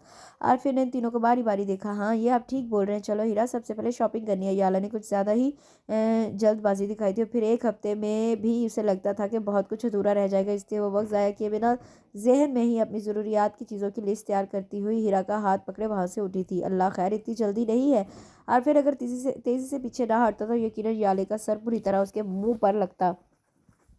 او نو، نہیں پلیز یالے، میں تمہارے ساتھ شاپنگ پر نہیں جاؤں گی۔ اس نے ایک جھٹکے سے اپنا ہاتھ اس کے ہاتھ سے چھڑایا، کیونکہ ایک تو یالے کی سستی کی انتہا، اوپر سے جب وہ دکاندار سے 1 گھنٹہ بحث کر کے اپنی مطلوبہ شے نہ لے وہ ہٹتی نہیں تھی۔ وہ کال ہیرا کہ تم تو دکاندار کا بخار ہی بن جاتی ہو۔ یالے نے ہیرا کو گھورا اور عارفین کی طرف نگاہ اٹھائی۔ ارے باپ رے، پلیز میری طرف ان ظالم نظروں سے مت دیکھنا، کیونکہ میں تمہاری کوئی مدد نہیں کر سکتا۔ وہ بھی ہڑبڑا کے وہاں سے اٹھا اور مقصوم کے برابر میں جا کر بیٹھ گیا۔